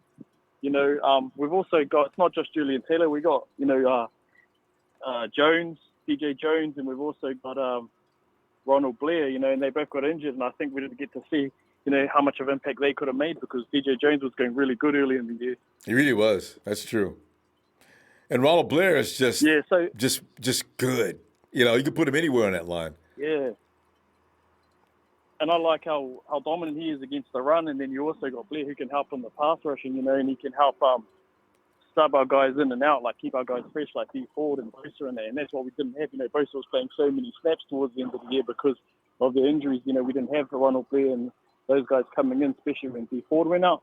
And I think you see the impact. Remember when D Ford went out, like our production from our D-line, that really dropped, and it was because of D Ford. It wasn't so much because we were missing arms, because Armstead wasn't there. It was more of D Ford, another guy coming off the edge helping Bosa. And I think people too forget how much of an impact Buckner makes. Ronbo, he gets double teamed the majority of the plays, and that gives Armstead one-on-ones. So I think either way, if we tag or trade Armstead and try and save cap, or if we keep him, we're going to have a strong D-line. So positives either way we go. So I'm not too fussed, true. what they end up deciding. I think they'll make the right decision. But Lee, you know what? Too? I need a guy that's going to create that same kind of violence as Armstead did too, though. That is essential. I got to have that offensive line in a panic mode every snap. Armstead provided that in the middle. It's one of the reasons why DeForest Buckner had a huge year last year. Armstead was taking care of the run. Defoe was the sack man. It's very interesting how they switch roles this year. But that's according to the fact that the edge was significantly better than it was last year, right? So I'm interested to see how this all morphs. And it was just like, was it the caller, was it Rick earlier was saying, a reason it was because of the talent we had on that D-line, it's everyone making the credit start and everyone contributing, it's not one player. Yeah. So, even that's if my fear right there. We do lose Armstead. Yeah, even if we do lose Armstead, I think, we've got the depth to really be able to come in and, fill his role with the guys we've got, like the DJ Joneses, Julian Taylor's. I think Julian Taylor's problem is he's young and he just hasn't got the opportunity, He's a similar build. He could be, that's a good point, Lee. Yeah. He could evolve another level given more reps. And Lee, D Ford has got to be able to consistently produce at least for 4 and 5 weeks at a time. If he has to take the 6th week off, okay. But come on, D, because if he one-on-one coming off the edge is very important, right? Because Nick's going to win his one-on-one battles every time. D can too. If they're doing that, it hardly matters other than DeForest Buckner in the middle, But he didn't, and that's why DeForest Buckner was so valuable this year. Go ahead. And we've seen that from DJA early in the year before he got injured. Like he was like a force to be reckoned with early in the season. He even got a sack. And I think that's because you can't double team him with Defoe in the middle and then Bosa on the one each. Yeah. They take so much attention off everyone else on the D line. So I think either way we go, I think we're going to be fine. But the interesting thing, I think, if we do pay Armstead the money and we keep him, I think D Ford's the guy that really, like you said, has to step. Otherwise, he could be the guy going because the way they structured his contract. Yeah. I think we can actually move on after him after 2 years. So he has to stay healthy. Otherwise, he might be the guy getting replaced, especially if they show faith in re-sign Armstead. But thanks, Ronbo. Thanks for everything you do. Shout out to the Empire. And thanks, can't wait for the next season and the draft. Thank you. Great to hear from you, all right? Let's not be a stranger. I'll be looking forward to hearing from you later. All right.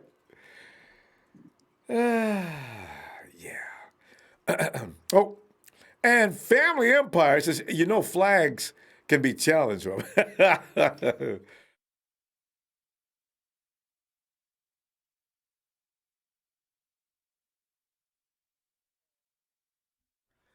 I'm sorry, I was corrected on your name. It's Faithful Empire. I thought I said Faithful Empire. Anyway, he says, flags can be challenged. Solomon. I did throw a flag on him, didn't I? It's Justin coming back in.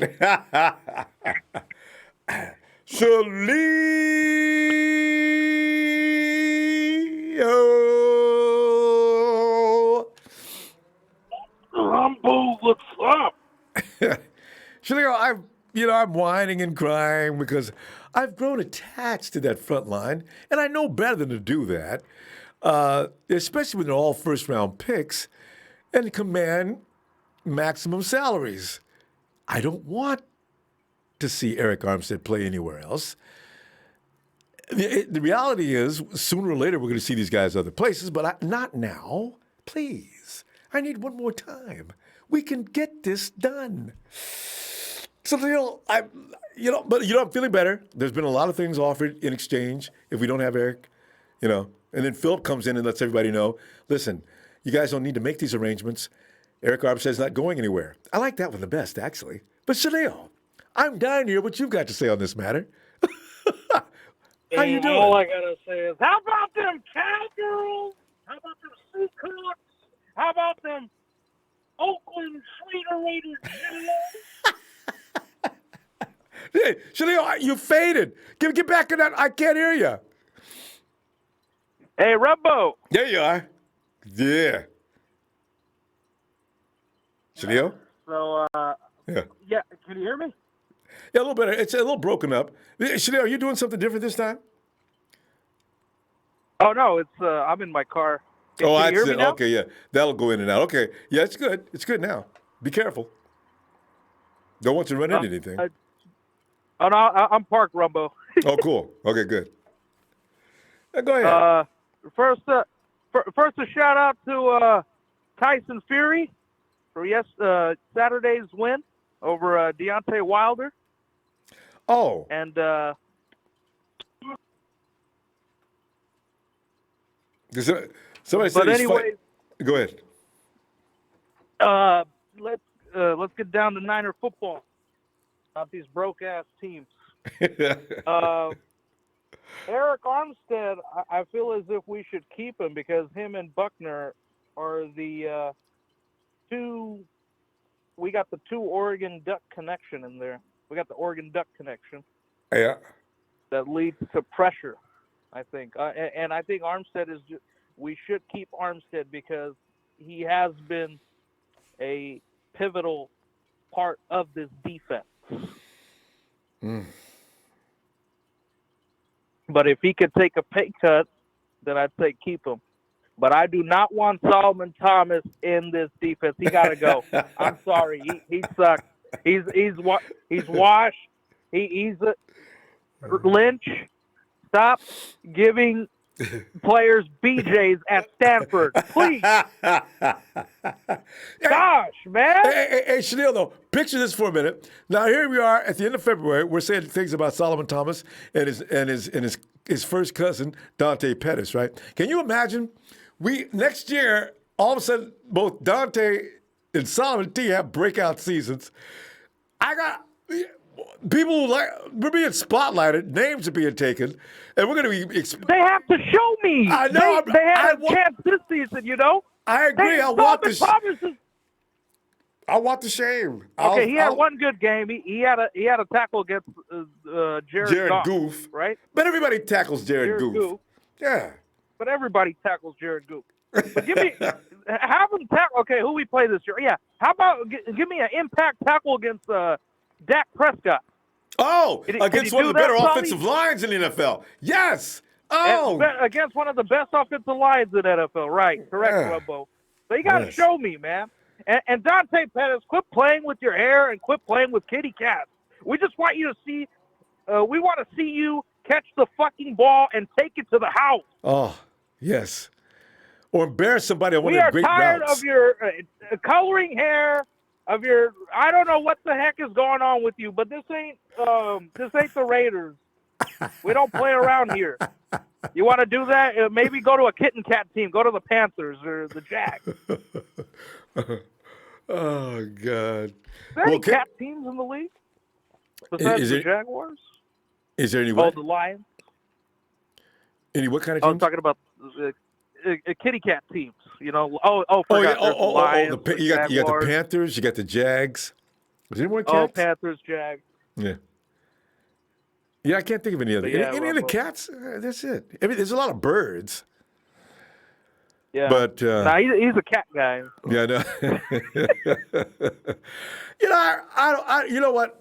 As personal, I just want Dante. Dante, you're one of the best route runners I've seen. What he did last year against Rhodes, Xavier Rhodes over in Minnesota, blew my mind. I says, you know what, Dante? We know you can play. Now, come on. That's what. Man. Listen, Rumbo, if he played like he did his first year, we wouldn't have a guy like Richie James playing a kick return or punt return. Man. Well, Dante Pettis would have made an impact doing punt return, but he's too busy playing with kitty cats. He's too comfortable. Nobody's on his ass. I know. Like Wes Welker needs to be on his ass. I think he is. Did you see some of those clips of him in practice? Wes Welker used to get on those guys for everything. Kendrick Bourne walked around with a shirt that Welker didn't really appreciate. You know, he rolls it up to under his nipples. You know, Walker says, that was a good play. Maybe I can accept that shirt. Debo doesn't need it. Debo doesn't need it a lot. It's Pettis that needs more. Like, crap, man. I know. It's the ball. Oh, so then we left out the Bengals. We left out the Bengals and Lions, too. Oh, yeah, the Bengals. Forgot about the Bengals. And Detroit. But, that's the thing. I want to see Dante come in with a mission, and get it done, Dante. You don't see funny though, Shaleo. If Dante has a good year last year, we probably don't see enough of Debo Samuels. It may work out. Now, Dante comes out this year and does a good job, and we don't need to look for another receiver, but they're going to do it anyway. So, I think we have our receiving core here. I think if Dante Pettis steps it up a little bit, I think we should be fine. But I don't think we should be shopping for another wide receiver. We got E-Man, and we got Richie James, which everyone is forgetting about. Richie James, Dante Pettis, KB. We got a good group. I agree. It's just going to come down to Dante Pettis stop playing with kitty cats and actually taking his job seriously. And we could get rid of Solomon Thomas. I think this is he's a bust. He's a bust. How do you really feel about Solomon? We got to go. We do need a speed receiver though. We got to get one guy to take the top off. People are saying leave Marquise Goodwin where he is. Well, if we can, draft someone in the draft, maybe like a taller, wide receiver. But I need speed, and a lot of times your speed guys aren't that tall. I need a guy that runs 3.9, I really want the 49ers to have one guy that terrorizes a defense so the secondary is sitting back on their heels. All right, you guys get ready. They're not charging in because they closed that field down on us in the Super Bowl because we had nobody that really was going to worry about beating them deep. You need that deep threat that scares the hell out of the defense. All right, fam, we got to go, Leo. Let me see you tomorrow. Shout out to the Niner Empire. Thank you for the platform, Ronbo. You have a good night. Fam. Thank you. Hey, let's go get Kevin. Ronbo, what's up? Kevin, as you noticed tonight, we've got into a potpourri of feelings tonight regarding one Arik Armstead, part of the front four, one of the best front four of 49ers history. And so we're now looking at losing one of them, Mr. Arik Armstead, as Mrs. Armstead's baby boy is probably going to get some crazy offers, and it's scary. But, what are you thinking on this issue? Well, hey, Ronbo, so if this is what I would personally do, and I don't think it's really unorthodox, or this is what I would have planned for the off season. I would let Jimmy Ward walk. We got Tarvarius Moore, and at the corner position, our secondary may be okay because we drafted somebody in the 7th round last year. His name's Tim Harris out of Virginia. Yeah, I hope he stays healthy tall, this year. lanky. Yeah. We haven't seen him play it. We don't know what he has. Okay. True. Out of the key free agents that we need to re-sign, Armstead should be our first priority to keep that defensive line together for sure, 100%.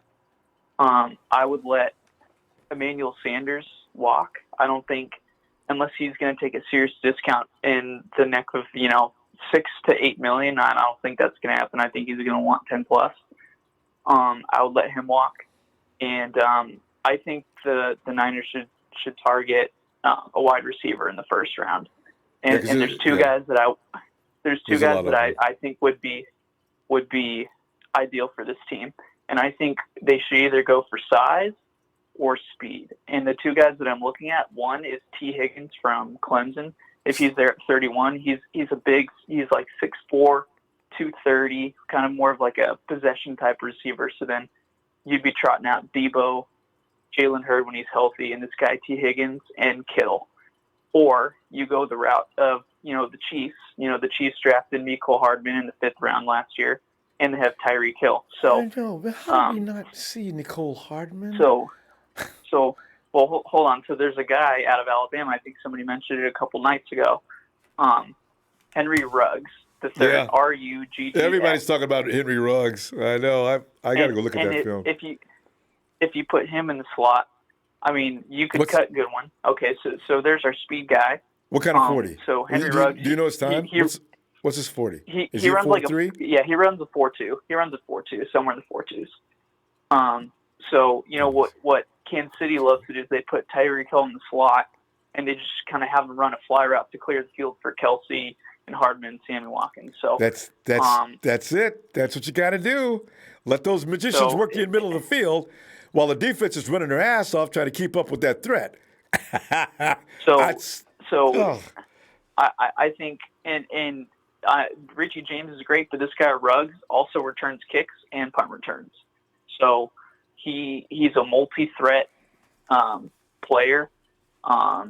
So I mean, I love Richie James. I don't know why he didn't play more last year, but I'm sure that's something that they'll take a look at. But we do have a lot of guys coming back from injury reserve. I think we have like 12 or 14 players coming back. So that's 14, what I would do. Actually, I would let Sanders walk. I would let Jimmy Ward walk. And I don't know if Rich Sherman is actually serious about going to free safety. But if the money was there, if we let Jimmy Ward walk and we let Emmanuel Sanders walk, and if Sherman's open to moving to free safety, why can't we go out and get Byron Jones from the Cowboys? Now he'd be pricey, but then you'd have Byron Jones, Emmanuel Mosley, and Richard Sherman, and that's a pretty scary secondary right there. So I don't think we need anybody on the defensive line, linebacker. I think we're fine. I think we need to address the secondary and free agency and the offense in the draft. So that's kind of what I have to say about that. Oh yeah, it's kind of interesting. And the 49ers are probably going to be coming up with all kind of scenarios. Hopefully, though, it's like Phil called in earlier and says, the CBA cap is going to roll over some money. The 49ers can strategically remove bodies and raise more money. So there's ways they can go about doing it, and I'm pretty sure they're working on that right now. There's certain players you just as soon not get rid of if you can keep them, because they had a lot to do with us getting to the playoffs and through the playoffs and into the Super Bowl. But but some of the options you're offering, they're pretty substantial. Phil's absolutely 100% correct. We've got one of the best, if not the best, situation. The one player that I'm really not sure about is Jimmy Ward. He played great this year. He's had injury problems, but for sure I would lock up Armstead. And then personally, I don't know what to do about Jimmy Ward. But the thing is, what we all have to fear, and Tavares Moore may have enough experience now. You don't want to put an inexperienced safety behind Richard Sherman at this point in his career. And actually, J-Dub did have a little problems with that at certain times. So everybody's not Earl Thomas. So, we'll see what happens with that. I don't know what the 49ers are going to do. I hope Tavares has moved up enough that he can actually handle it now, because he's got some experience that he needs. But so we'll see. I do think that there are more dynamic players than Emmanuel Sanders, and he was a great addition maybe for this team, but the NFL's a copycat league, right? So I imagine that we're either going to go for size or we are going to go for speed. And we need somebody to take the top off. Yeah, we need it. Yeah, because we got plenty of size now. You got Hurd. It's probably, what are they going to do? They're going to have speed, though. Shanahan's system, you need that top taken off. Hey, fam, let's see tomorrow if you got some time. Good stuff too. Yo, can I just say one more thing, Ronbo? If you can do it in 15 seconds, go. Yeah, absolutely. I mean, can you imagine trotting out Deebo Samuel, George Kittle, Jalen Hurd, and a guy that runs 4.2? That's all I'm saying. That's what I'm talking about. With Mostert in the backfield. So there you go. All right, fam. That's it, Ronbo. All right, I'll go back tomorrow night. Thank you. Looking forward. All right. And I'm looking at Richie James, because I meant to do this the other day. Richie runs a 4.48. That's not gonna scare any secondary. Okay, well, hey, John V. Ronbo. Hey, John. How you doing, brother? I'm doing all right. Phil has actually come in and made a lot of my thoughts moot. Because if the 49ers probably already know what they're going to do, I don't see any panic being displayed on the internet. Usually these things get out, but there's suggestions being made by a lot of a-holes. The 49ers' best move is to tag Arik Armstead and see what they can get for him. And another one says the best thing to do is let Armstead walk. What? Hey, that's not an option. I don't think we can risk letting Armstead walk under any circumstance at this point. That's the last thing. I mean, what do you say every show? If you're going to get rid of somebody, who are you going to replace them with? Yeah. Who could we possibly replace them with? And the options are scary. I like Julian Taylor and I like Ronnie Blair. DJ Jones does a great job. These guys are not going to do what Armstead was doing. And Solomon Thomas, you notice I didn't mention his name? Solomon! But anyway, John, go ahead. What were you going to say? Where were you going to go with that? I was going to say. I'm sorry. I'm sorry. I was going to say if we have to let him go, I don't have a solution. I mean, I hear everybody. I hear what everybody's saying, but I mean, in my personal opinion, if we're going to keep Armstead, we can agree that Jimmy Ward would have to go. Correct? Yeah, we would have to let him go. Somebody. We got to lose somebody. And I'm not comfortable with the rookie there. I don't know. I don't know who plays safety. Who plays? I mean, Tavares Moore has been. Can Emmanuel Mosley play it? Well, can Mosley drop back and play? Who are you going to put at corner then? I mean, Tavares Moore.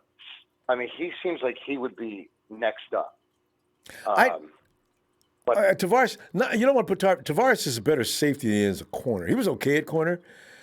Right. But he's like Ward. He's more of a natural safety. Yeah, but who do we move around, Ronbo? We don't have depth in that position. I know. That's what freaks me out. You know what? The nice thing about this is, John, this draft is rich in both wide receivers and secondary players. So the 49ers are probably looking at that, and they'll be looking at tomorrow. They're going to see what kind of shape these guys are in, and stick out some of the agility skills and things like that to get an idea as to who they might want to pick up. But I think the 49ers are going to go secondary. Wide receiver is probably number 2 on the list. Offensive line, they don't seem to be too concerned. My guess is that they're. I mean, we're deep at receiver, Ronbo. I think we're deep at receiver. I know I know we need that guy to blow the top off. I do know we need that elite number 1 with experience, a veteran for sure. But I don't know who that is. We said AJ Green. I don't think AJ Green can stay healthy in the NFC West. That's my personal take. I'm like you. I'd take Emmanuel Mosley over him. I mean, not Emmanuel Mosley, but Eman Sanders all day over AJ Green. Yes. Yeah. I mean, he's proved he's battle tested. I mean, I don't think AJ Green can stay healthy in his own division. You come to the NFC West, and it may be that I could be biased, but I think the NFC West is full of hard hitters. I think we are the toughest. So I don't know. I mean, if those incentive-based contracts are awesome, if the player is willing to take the risk. Who was injured? Who was injured? Was it Malcolm Jenkins? Who was injured from Seattle, and he gave the finger to the bench and the coaching staff when he got hurt and carried off. That's Thomas, Earl Thomas, the safety. Earl Thomas. I'm sorry, Earl Thomas. Yes. He was pissed because that affected his payday. That's what I think is. Those are the risks. I don't know, Ronbo. I no, think it is, and most players won't take it. John, you're right. No. Most players, agents won't let them take it, even if they think they can handle it. That's why Richard Sherman came in and engineered his own deal with the 49ers. No agent would have supported that. And that's why, but you don't get many guys who are going to walk around negotiating their own contracts. And that's why. He's smart. Sherman is a smart man, though. That's why I think he's experienced. He gave it a whirl. It worked out, and he did. He made out. I don't know if Armstead. I think Armstead's heart is there, but I don't think the heart really outweighs the brains. You know what I'm saying? Like I'm not questioning his intelligence. I'm saying the situation. He seems like he's a Niner all the way in, but I don't think even he could make a risk. He's to take like an incentive based. Yeah, that's what I'm saying. It's unrealistic. It's hopeful. For those of us who don't want to see him leave, give Eric an easy to achieve incentive contract. Give him a nice base. Start him out at $10 million. For X amount of games, he gets this, and for how many sacks he gets this. We're going to pay you for run stopping. We're going to pay you if you wear the best looking shoes. Everything. Just come up with things you can pay him for, right? And I know there's a lot of teams that are doing that, but you got to have real confidence in yourself to sign a deal like that. See, and it's his first contract. I don't know what he'd be thinking. I don't either, Ronbo. It's scary. Tonight's show is scary, brother. I mean, hearing everybody. I mean, it's scary, brother. This is the one show tonight. I really don't know what to say. I just want to. I want to see what happens tomorrow night. I want to see what goes down and discuss it. But yeah, John, I'm nervous, Ronbo. I'm nervous. I think Phil is on to something when he says 49ers probably got this all figured out by now. And we may be all satisfied. Our front office is getting good at keeping things in order. So, because they know they don't need to lose Arik Armstead. And they'd like to keep J-Dub, especially when you consider the window for the Super Bowl is now. So getting rid of people is not a plus.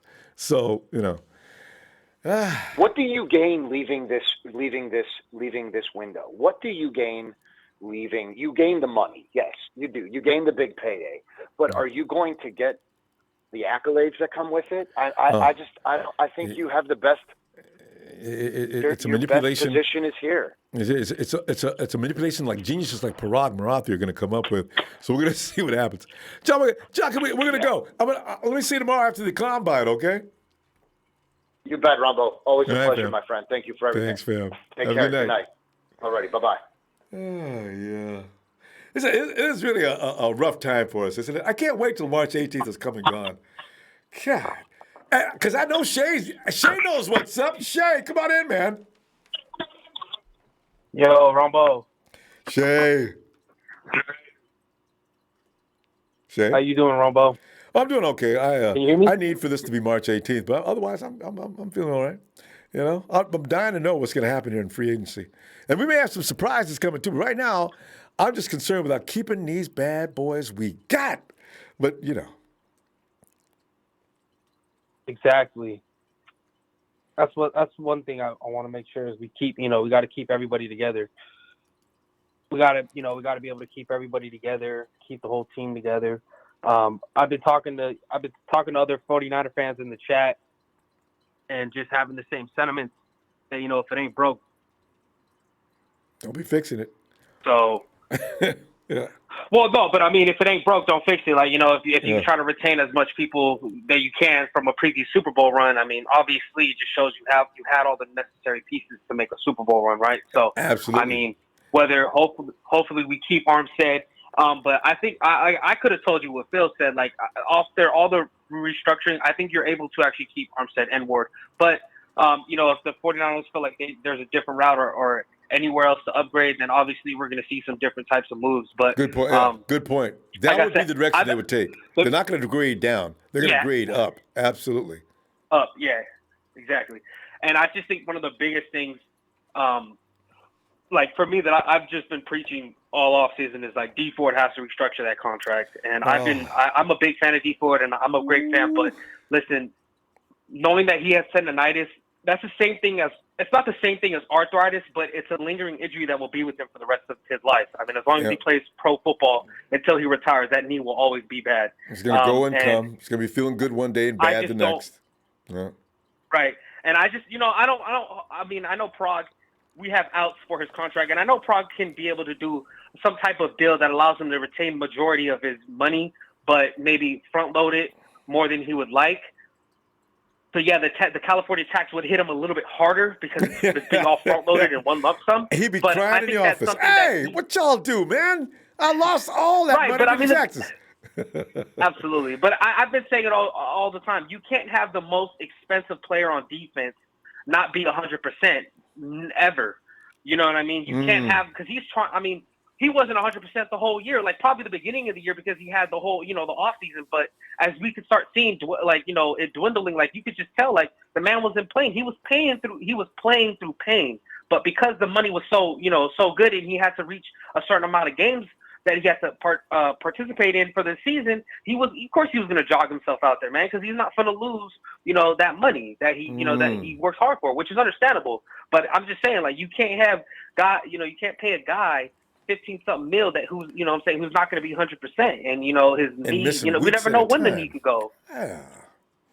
Exactly, because he only played 11. He started playing 11 games last year. Did he play 11? Because I didn't know he played 11. Good Lord. He played 11, but then the three playoff games. But I mean, he started 11 throughout the regular season. He missed 5 in the regular season. So I'm just saying. But I mean, I feel like hopefully they try to convince him to structure his contract. That way, that could be more money added to the salary cap. That way, we can make more acquisitions. To upgrade the team. But yeah, I mean, I agree with everybody. If it's time for Solly to go, then Solly got to go, bro. But one thing also too, Armstead, about this Everson Griffin situation, I feel like this Everson Griffin situation, the reason why he opted out was to ring chase. I think he's doing what Nick Dominican did after he left the Dolphins, he took lesser money to go to the Rams for that 1 year for the biscuit or whatever for the whole. Yeah. I don't know. I think Everson Griffin might be like, holy crap, playing with this D line makes things a lot easier for me. You never know. He's 32. He ain't getting any younger. He already got paid from the Vikings. So, but that's kind of like the only words of wisdom I wanted to share today. But thanks, Ronbo, for always giving us a platform. Love you, brother. Shout out to my TNT brothers, Will, Dollar, Bill, Will, Dre, the homie Trey from VA, Russo, Jerry Fresh, Big Show. They had some good calls. Love my TNT family. And Ronbo, thank you for always giving us a platform. Oh, shout out to my boy Chad Garrison in the chat. Always supportive and everything. But Ronbo, you have it good. And I'll see you later, brother. Thanks, fam. Have a good night. See you tomorrow if you get some time out, Shay. And because I'm laughing because, like, even as he mentions, Chad Garrison is working Texas boy.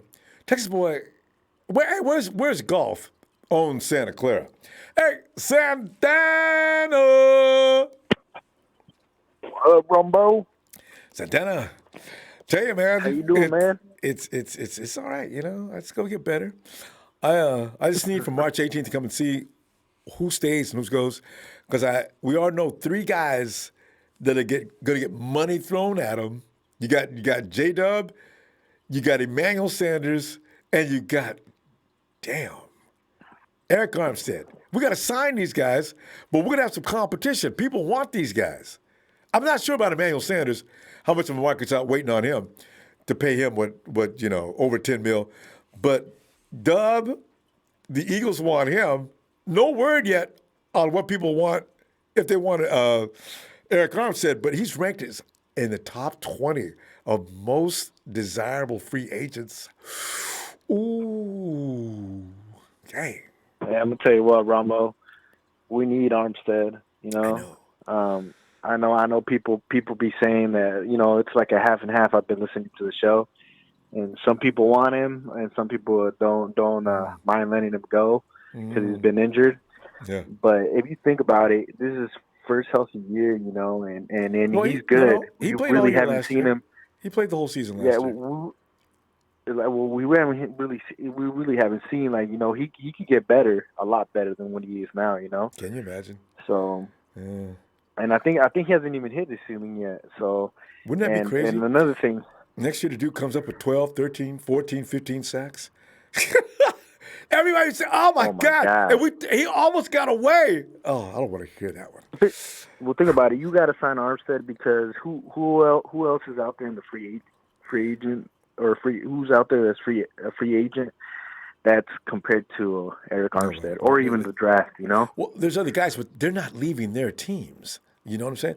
So that's why it's scary to lose him. But you can't lose guys like that, Ronbo. You just can't let guys like that walk away. Because he's good. He's really good. And I feel like he outshined DeForest Buckner this year. And Buckner got double teamed because teams were picking their poison, right? They didn't want Buckner to get loose, but that's what I'm saying. In order for our unit to work, we need all the pieces. DeForest Buckner, Armstead, and Nick Bosa, And the only reason I'm saying this is because you got to look at our division.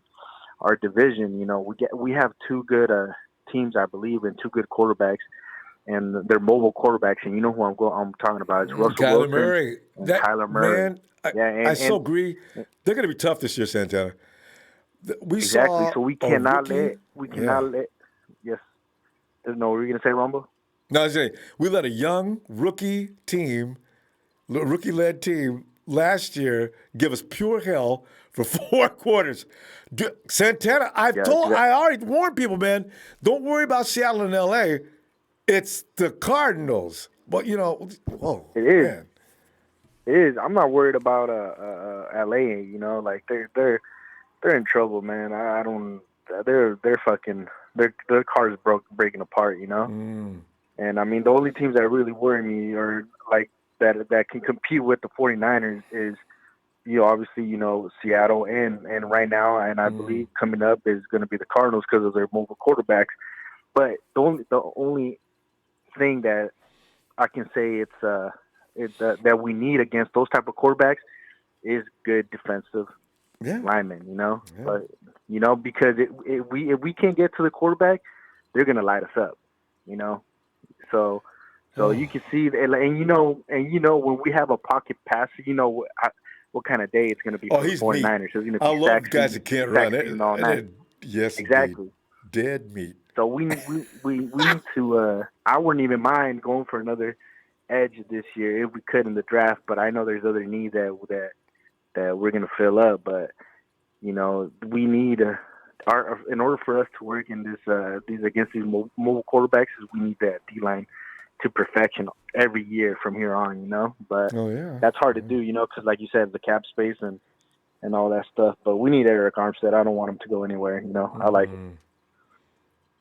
But what do you think, Ronbo? What do you think? I'm definitely all in for keeping that frontline defense. I just want that pass rush to look exactly the same way it did last year, and if we can get lucky this year and not have so many injuries. When the rotation slowed down, the frontline defense slowed down a little bit. But that's because they were worn out. I really and we have a good people that come and fill in. Like DJ Jones, and then we got, so Sheldon Day, and we just Ronnie Blair. Those two in particular, Ronnie Day Blair and Blair. Those guys are really important. Really important. Too bad. Ron, just think about it, man. We had them healthy, the playoffs. If we have all those three guys healthy in the playoffs, man, what a difference it would have made. Yeah. What's his name? That running back that got away a little bit. It would have ground his little butt into ground meat. Well, it would have changed the game a lot, Hey, Rumble, what do you want in the draft? What do you want? Like, if you had a chance, what would you do with that first round pick, man? Like, what do you want? Well, see, I'd trade that first round pick. I want, because these guys do such a good job in the later rounds. I'd probably trade that first round pick and see if I can get a second round pick. And a third, here you give me a second and a third round pick, and you take this number 31, and that's what a team that's like around 15 or 16 that might be interested in that, because we don't have any early round picks. Yeah, we only got fifth. I know, man. We wasted. We got. I mean, if you think about it, those picks were not really wasted away. We picked up Emmanuel Sanders, another guy that we should not. Yeah, no, we need it. Yeah, we need him. We need him. So. Yeah. If anything, we can trade down, like you said. I agree, get a second and third round. Maybe, on that second round, either pick up a cornerback or a safety, but preferably like a wide receiver. Help us out there. He just needs to be a 4-2 guy with decent hands. That's hard to find. So exactly. So, Santana, we're out of time, though, family. Can I see you tomorrow? Be back tomorrow evening. Right? For sure, man. I'll see you tomorrow, man. You have a good one. Good night, man. You too, fam. Night. See you, man. Well,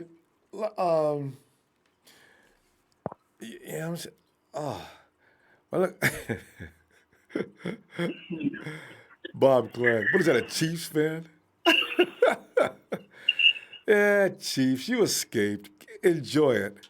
It took you 50 years to get it. I'm actually almost sympathetic. Good for you. Hey, Well,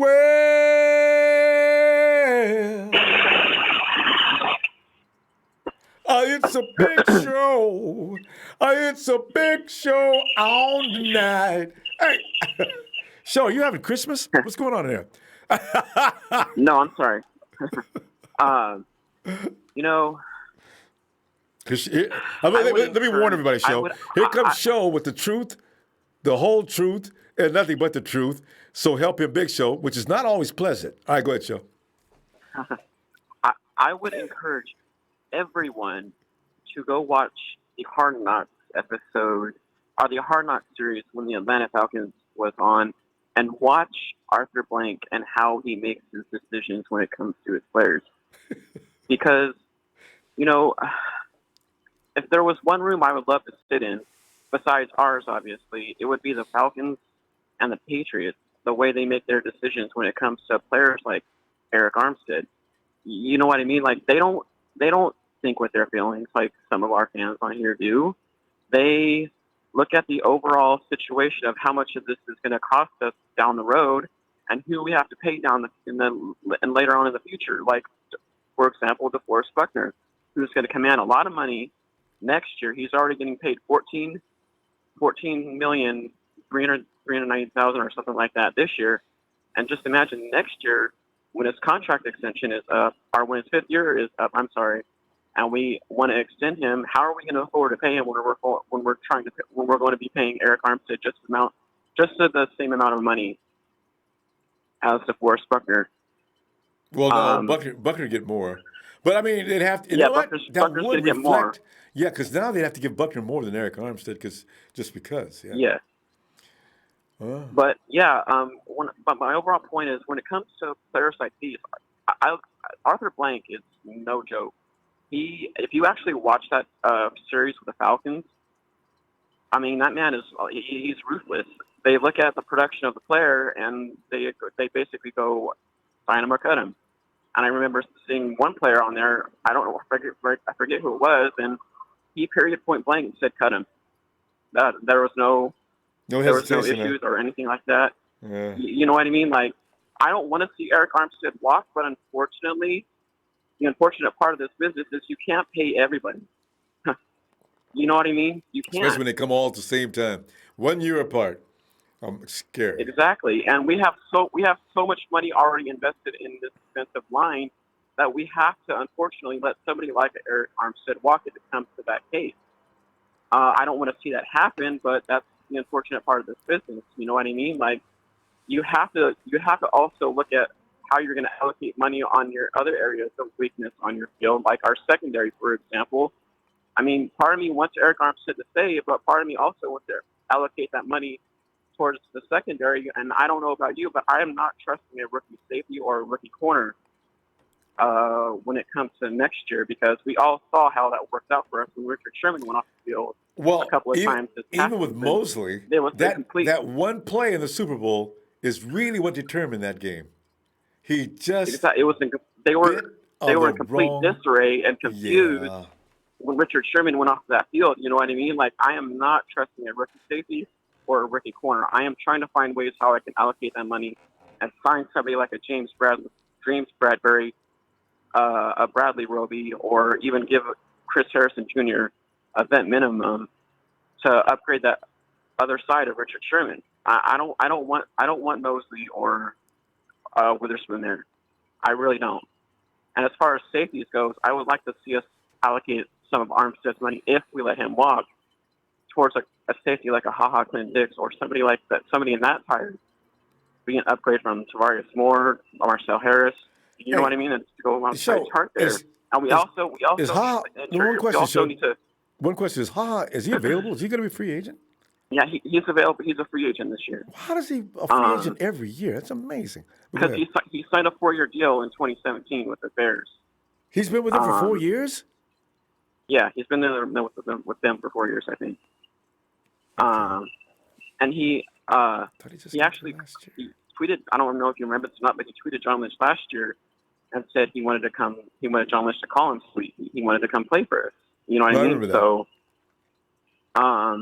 But yeah, you also have to think about allocating the Arik Armstead's money to all the interior offensive line too, which we desperately need help at.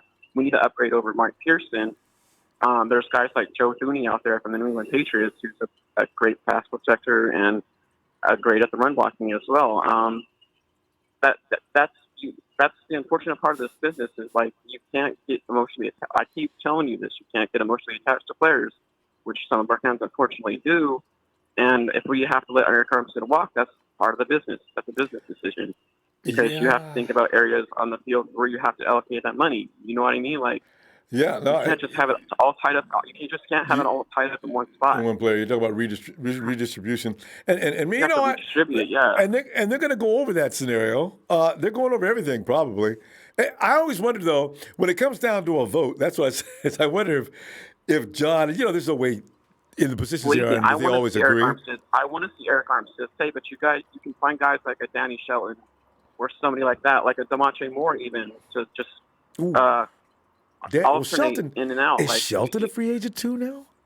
He's a free agent this year too, and he would be a lot cheaper option for a 1 year to 2 year deal than Arik Armstead would. I always did like him. Yeah, well. So there's options out there. You just have to look at the overall perspective of how they make these decisions. You know what I mean? You can't have all this money tied up in one spot. The thing is, if you can keep this team together, you probably go ahead and try to. But if you're not, you're like, you start going to some of the things you're talking about. Because there's a lot of maturity gained and chemistry built with a team that stays together a little longer. If you can keep them together, it's advantage. But how do you? But if you can't, then you got to do some of these other things. You look at the Patriots model, though, and they don't have a problem with letting guys like these walk. They just find players, plug them in, and they keep their nucleus in place, which is at one point it was Gronk, Brady, Edelman, and the other guys they have, they can just plug in. Like they would find guys like Adrian Claiborne and guys like that. So I agree. It just now played out. It works like that. No, I agree. And we are in that position now. We're in that position now. We have. I know, but Joe, the thing is, they still remain strong. Now, this is the weakest year of refurbishing, and I'm kind of surprised. But yeah, that's the route you want to take for sure. So we're out of time, though. Definitely. All right, go ahead. Definitely shout out to the TNT family. Y'all have a great night. Take care. All right. You too. All right, take care. It is an entertaining thing going on in the chat. Wing Chun is apparently going to get rid of Bob Klein.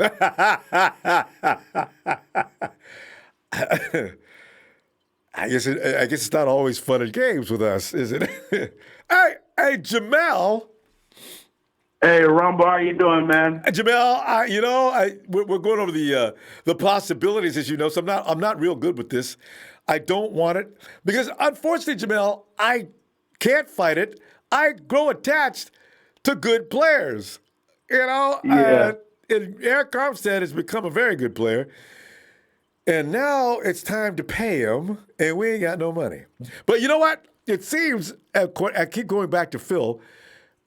Phil has laid it out where it does look like we could keep these guys. And not necessarily, departure is not necessary. So we're going to see what happens. I'd rather think that way. But Jamel, what are you thinking about this whole situation? I'm thinking if Cal and John know what they're doing, so I believe I think we can end up keeping him. But if we end up losing them, I think we still got players that can plug in and get the job done and step up. So,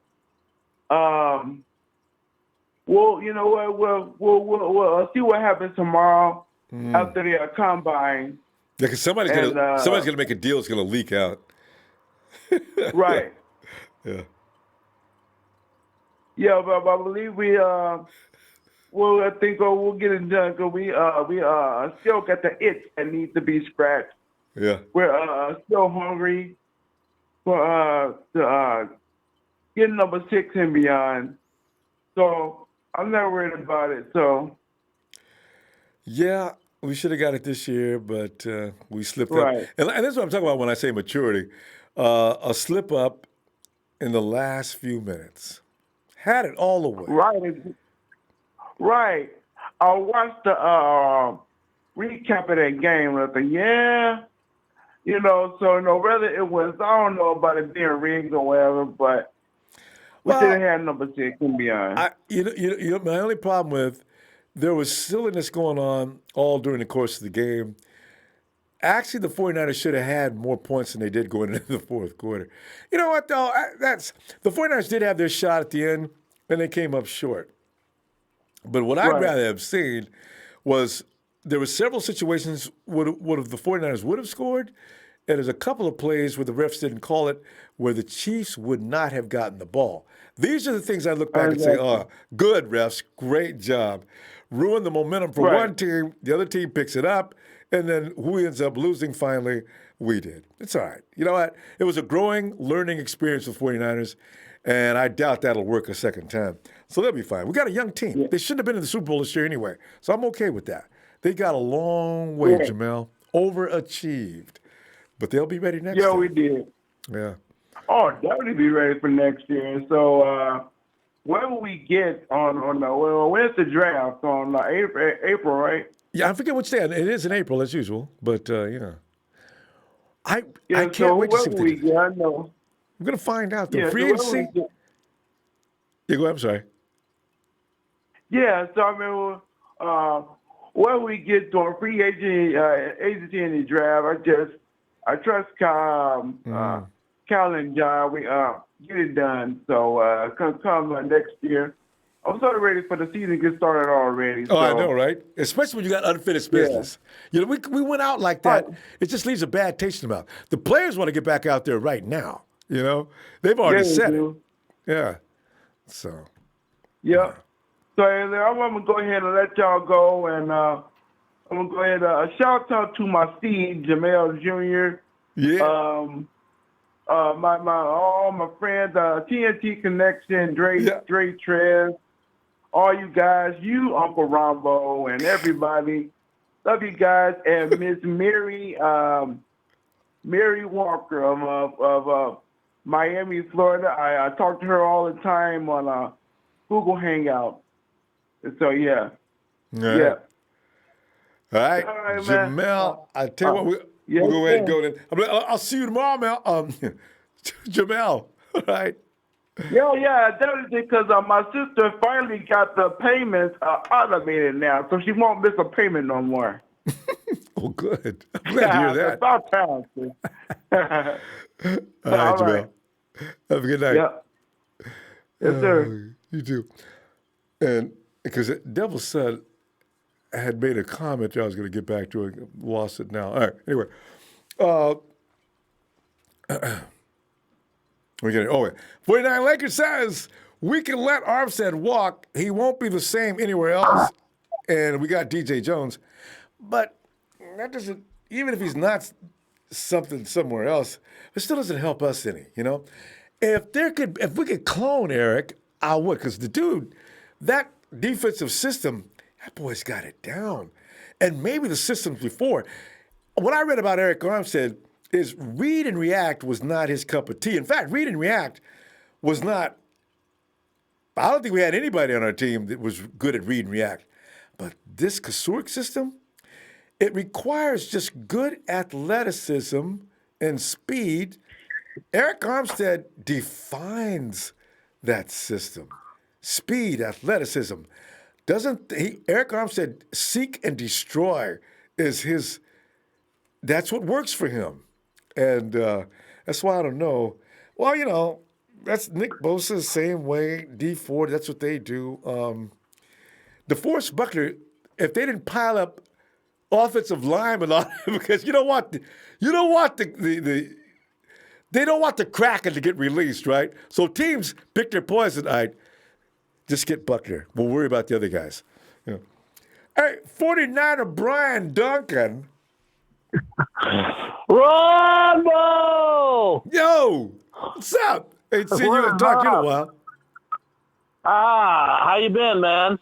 I'm doing all right. You know, it's that time of year when you start to get worried about what's going to happen next, especially this year, 49er Brian Duncan, because we had a championship caliber team. Our team is just maturing. Like I keep saying, we're only supposed to go to the playoffs. I had no idea they were going to run right into the Super Bowl, but they did. But that was still growing. So if we lose anybody, it seems to like slow the growth down in my mind. Because in 2 years, the 49ers will, if they could keep as many guys as they do, frigging untouchable. And you can see it. Wow. Jimmy Garoppolo's gonna move up. He's not gonna be the same next year. People don't understand he had his first year. So that's what I'm saying. I don't want to lose certain guys. But we'll see. All facts. All facts. Well said. Yes. And then, the accountants must love this time of year. You know what I'm saying? Especially all the accountants in our chat. Yeah. Good grief. No. Money. Boy, because they want to work that money, don't they? Money talk. Oh, my God. Everybody's favorite band is Pink Floyd tonight. Money. God. Right? Oh, good. Yep. I'm not, everybody's going to hate me on this, but I am not a Jimmy Ward fan. I am sorry. Not everybody's going to hate you on that. A lot of people are ready to get rid of Ward if we have to. I don't see him being worth $10 million. I just don't see it, Ronbo. Is that the kind of, I don't think Ward's going to get that kind of money thrown at him. Maybe. Well, I guess Philly's offering him that. That's what I'm hearing. So, yeah. Brian, did you hear that already? Because I was wondering what they were talking about. 10? Yeah. So how many years? Hey, if he wants to go, I didn't see the rest of that. I just laughed when I saw the $10 million. He's not worth on $10 million. Come on. I agree with Show. I don't think we can trust any kind of like rookies in those areas where Jimmy Ward is or Richard Sherman or. But look how we got smoked the Super Bowl though. We got smoked that last quarter. Those guys just couldn't get. I mean, it was. I don't know. It's just maybe they caught us on a bad day, but on a Super Bowl day. Come on, Brian, that was huge. That maturity I was talking about. The pivotal part of that, as bad as it was, if Mosley doesn't bite, if he goes south instead of north, stays with Hill, right? We're not even having this conversation. That's true. That's what they gained. There was many plays like that where it was one or two little plays, and we have the game. Good grief. As far as Arik Armstead, I don't see how we can let that guy go. I know. I think we tag him and see what happens. If we get some offers for him, hey, great. Because I do think besides that situation, I think we need to address a wide receiver and some backs and possibly a safety. So. I don't want to break the boys up, but money talks and the BS walks, Always does. Yep, it's a sad world. So Tavares is going to be a starter. I figure going as far as the 49ers did last year, Tavares learned a lot of things. First of all, if you're going to guard Travis Kelce, you got to turn around. You can keep him right. Yeah. It's a technique. He's got to learn that. Things are moving fast out there, but Kelsey's not that kind of quick, and Tavares is. You've got to, in the end zone, you've got to keep an eye on the quarterback. You got to keep an eye on both. It's a tough job. You got to do it. The refs are going to call that on you every time. Even though he didn't really touch him, he wasn't playing the ball, and the refs are going to throw the flag. On the 49ers, they're going to throw the flag all day anyway. So that's another thing you got to worry about. See?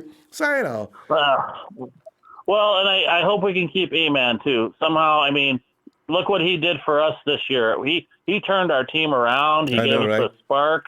I mean, I don't know. I think we need to reward him somehow. I don't know how, but but you know what they're thinking, though, Brian, I don't know. You know what they're thinking? Are you still thinking of maybe AJ Green? Or are you just not thinking that's going to happen? No, I never thought of AJ Green.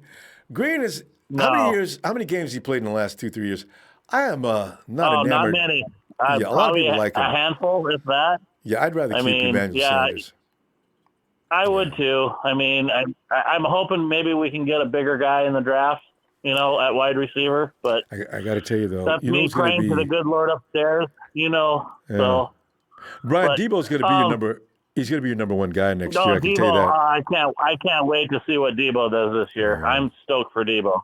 Well, and I hope we can keep Kendrick on board too. Yeah, he's not going to require much money. People are saying, well, we get rid of Kendrick, we can keep this guy. We get rid of Kendrick. No, Kendrick's in another category. Him and Matty B will be back. They're not expensive. Yeah. You think we're going to keep Matty B too? That would be all right. He's another guy that's an EF. What an ER? Anyway, some of these guys are in a certain category. They don't cost anything. So it's not like they're going to make a big difference. So, yeah. Kendrick may, after this year, Kendrick may start to, his agent may ask for more money. I think this is last year in this particular deal, I think. So we'll see. So was Phil right about them raising the cap, or what the hell is that all about? There's a rollover. Brian, there's a rollover every year. We just don't know what it is yet because they've been in negotiations. But how long is it going to take for them to get to that? Nobody knows because they're getting ready to argue. Probably next year. Right? Because the players may not accept this deal. And if they do, then it goes on and on. Yeah. And the NFL is going to be like, hey, let's screw the 49ers again, so let's not make a deal.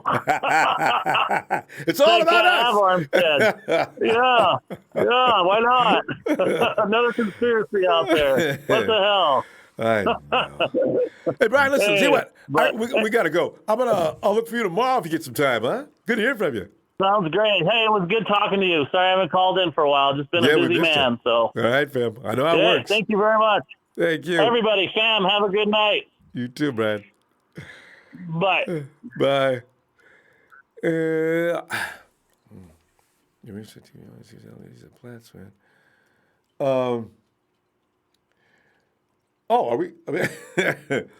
I'm not reading much of the chat anymore. I'm like, we're getting tied up here. Can we stop that? Let me just get down to a few. Okay. And Texas boy, you know what's gonna happen after we play Dallas next year? It's gonna be funny. Do we lose Texas boy as we did with Rudy? Okay, you know what I'm gonna do, fam? We don't throw people out unless they violate rules. And Texas boy is just annoying, but we don't have a rule for annoying. Eric Flank says, okay. Jim holds the ball too long. He takes too many sacks and throws too many interceptions. You know, the interesting thing about that is Jimmy G, when you look back at how many INTs he threw, when you remember the INTs, strange thing about Jimmy G's INTs, they rarely cost us any more than a possession. Did you notice that?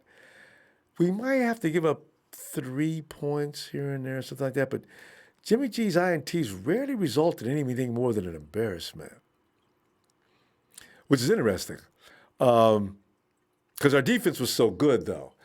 Also, people need to understand about Jimmy G's, if you've permanently decided that that's all you're going to get from Jimmy G, think about beginning of last season until the end of the seasons.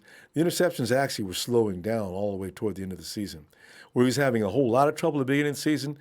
And mind you also, remember, that was his first year in a very complicated offense that every quarterback Kyle Shanahan has struggled with in the first season. He should have had this in his ACL tear earlier. We should have went through that with Jimmy that year, but we didn't. He had to heal up, come back the following year. And Kyle warned everybody.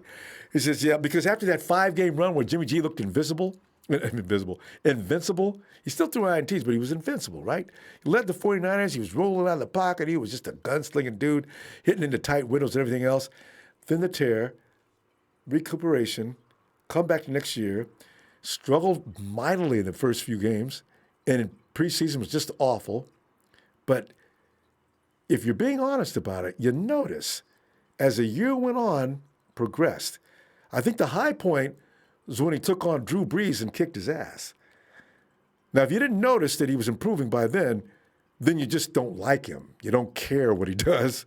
You're not grading him in that fashion. But Kyle notices, and he notices he's seen this before, and I think we got something special coming in Jimmy G coming up this next year. He's went through it. As Kyle says, we got to go through some things, and then we'll see what we got. Well, we've already went through those things, and luckily for us, it's a blessing in disguise. Yeah, we went to the Super Bowl, lost it, but G got a whole season in, a whole postseason, and the frigging Super Bowl. He made every mistake a quarterback could possibly make. You don't think he gained from that? You don't think he learned? You'll see in a few months. What do we got here? Everybody's working. You guys, I'm gonna purple panties? Yeah, okay, see what I'm gonna do. I'm going to leave you guys. Texas boy has got us all messed up and mad. Where's Bob Klein? Looks like Wayne Chubb was talking about killing him. John Garrison says, no, he's working somebody else. Guys, go ahead. I'm going to check out, and I'll see you tomorrow with more subject matter. I can't even read that one. Hey, fam, hit that like, please, fam. I'll see you tomorrow.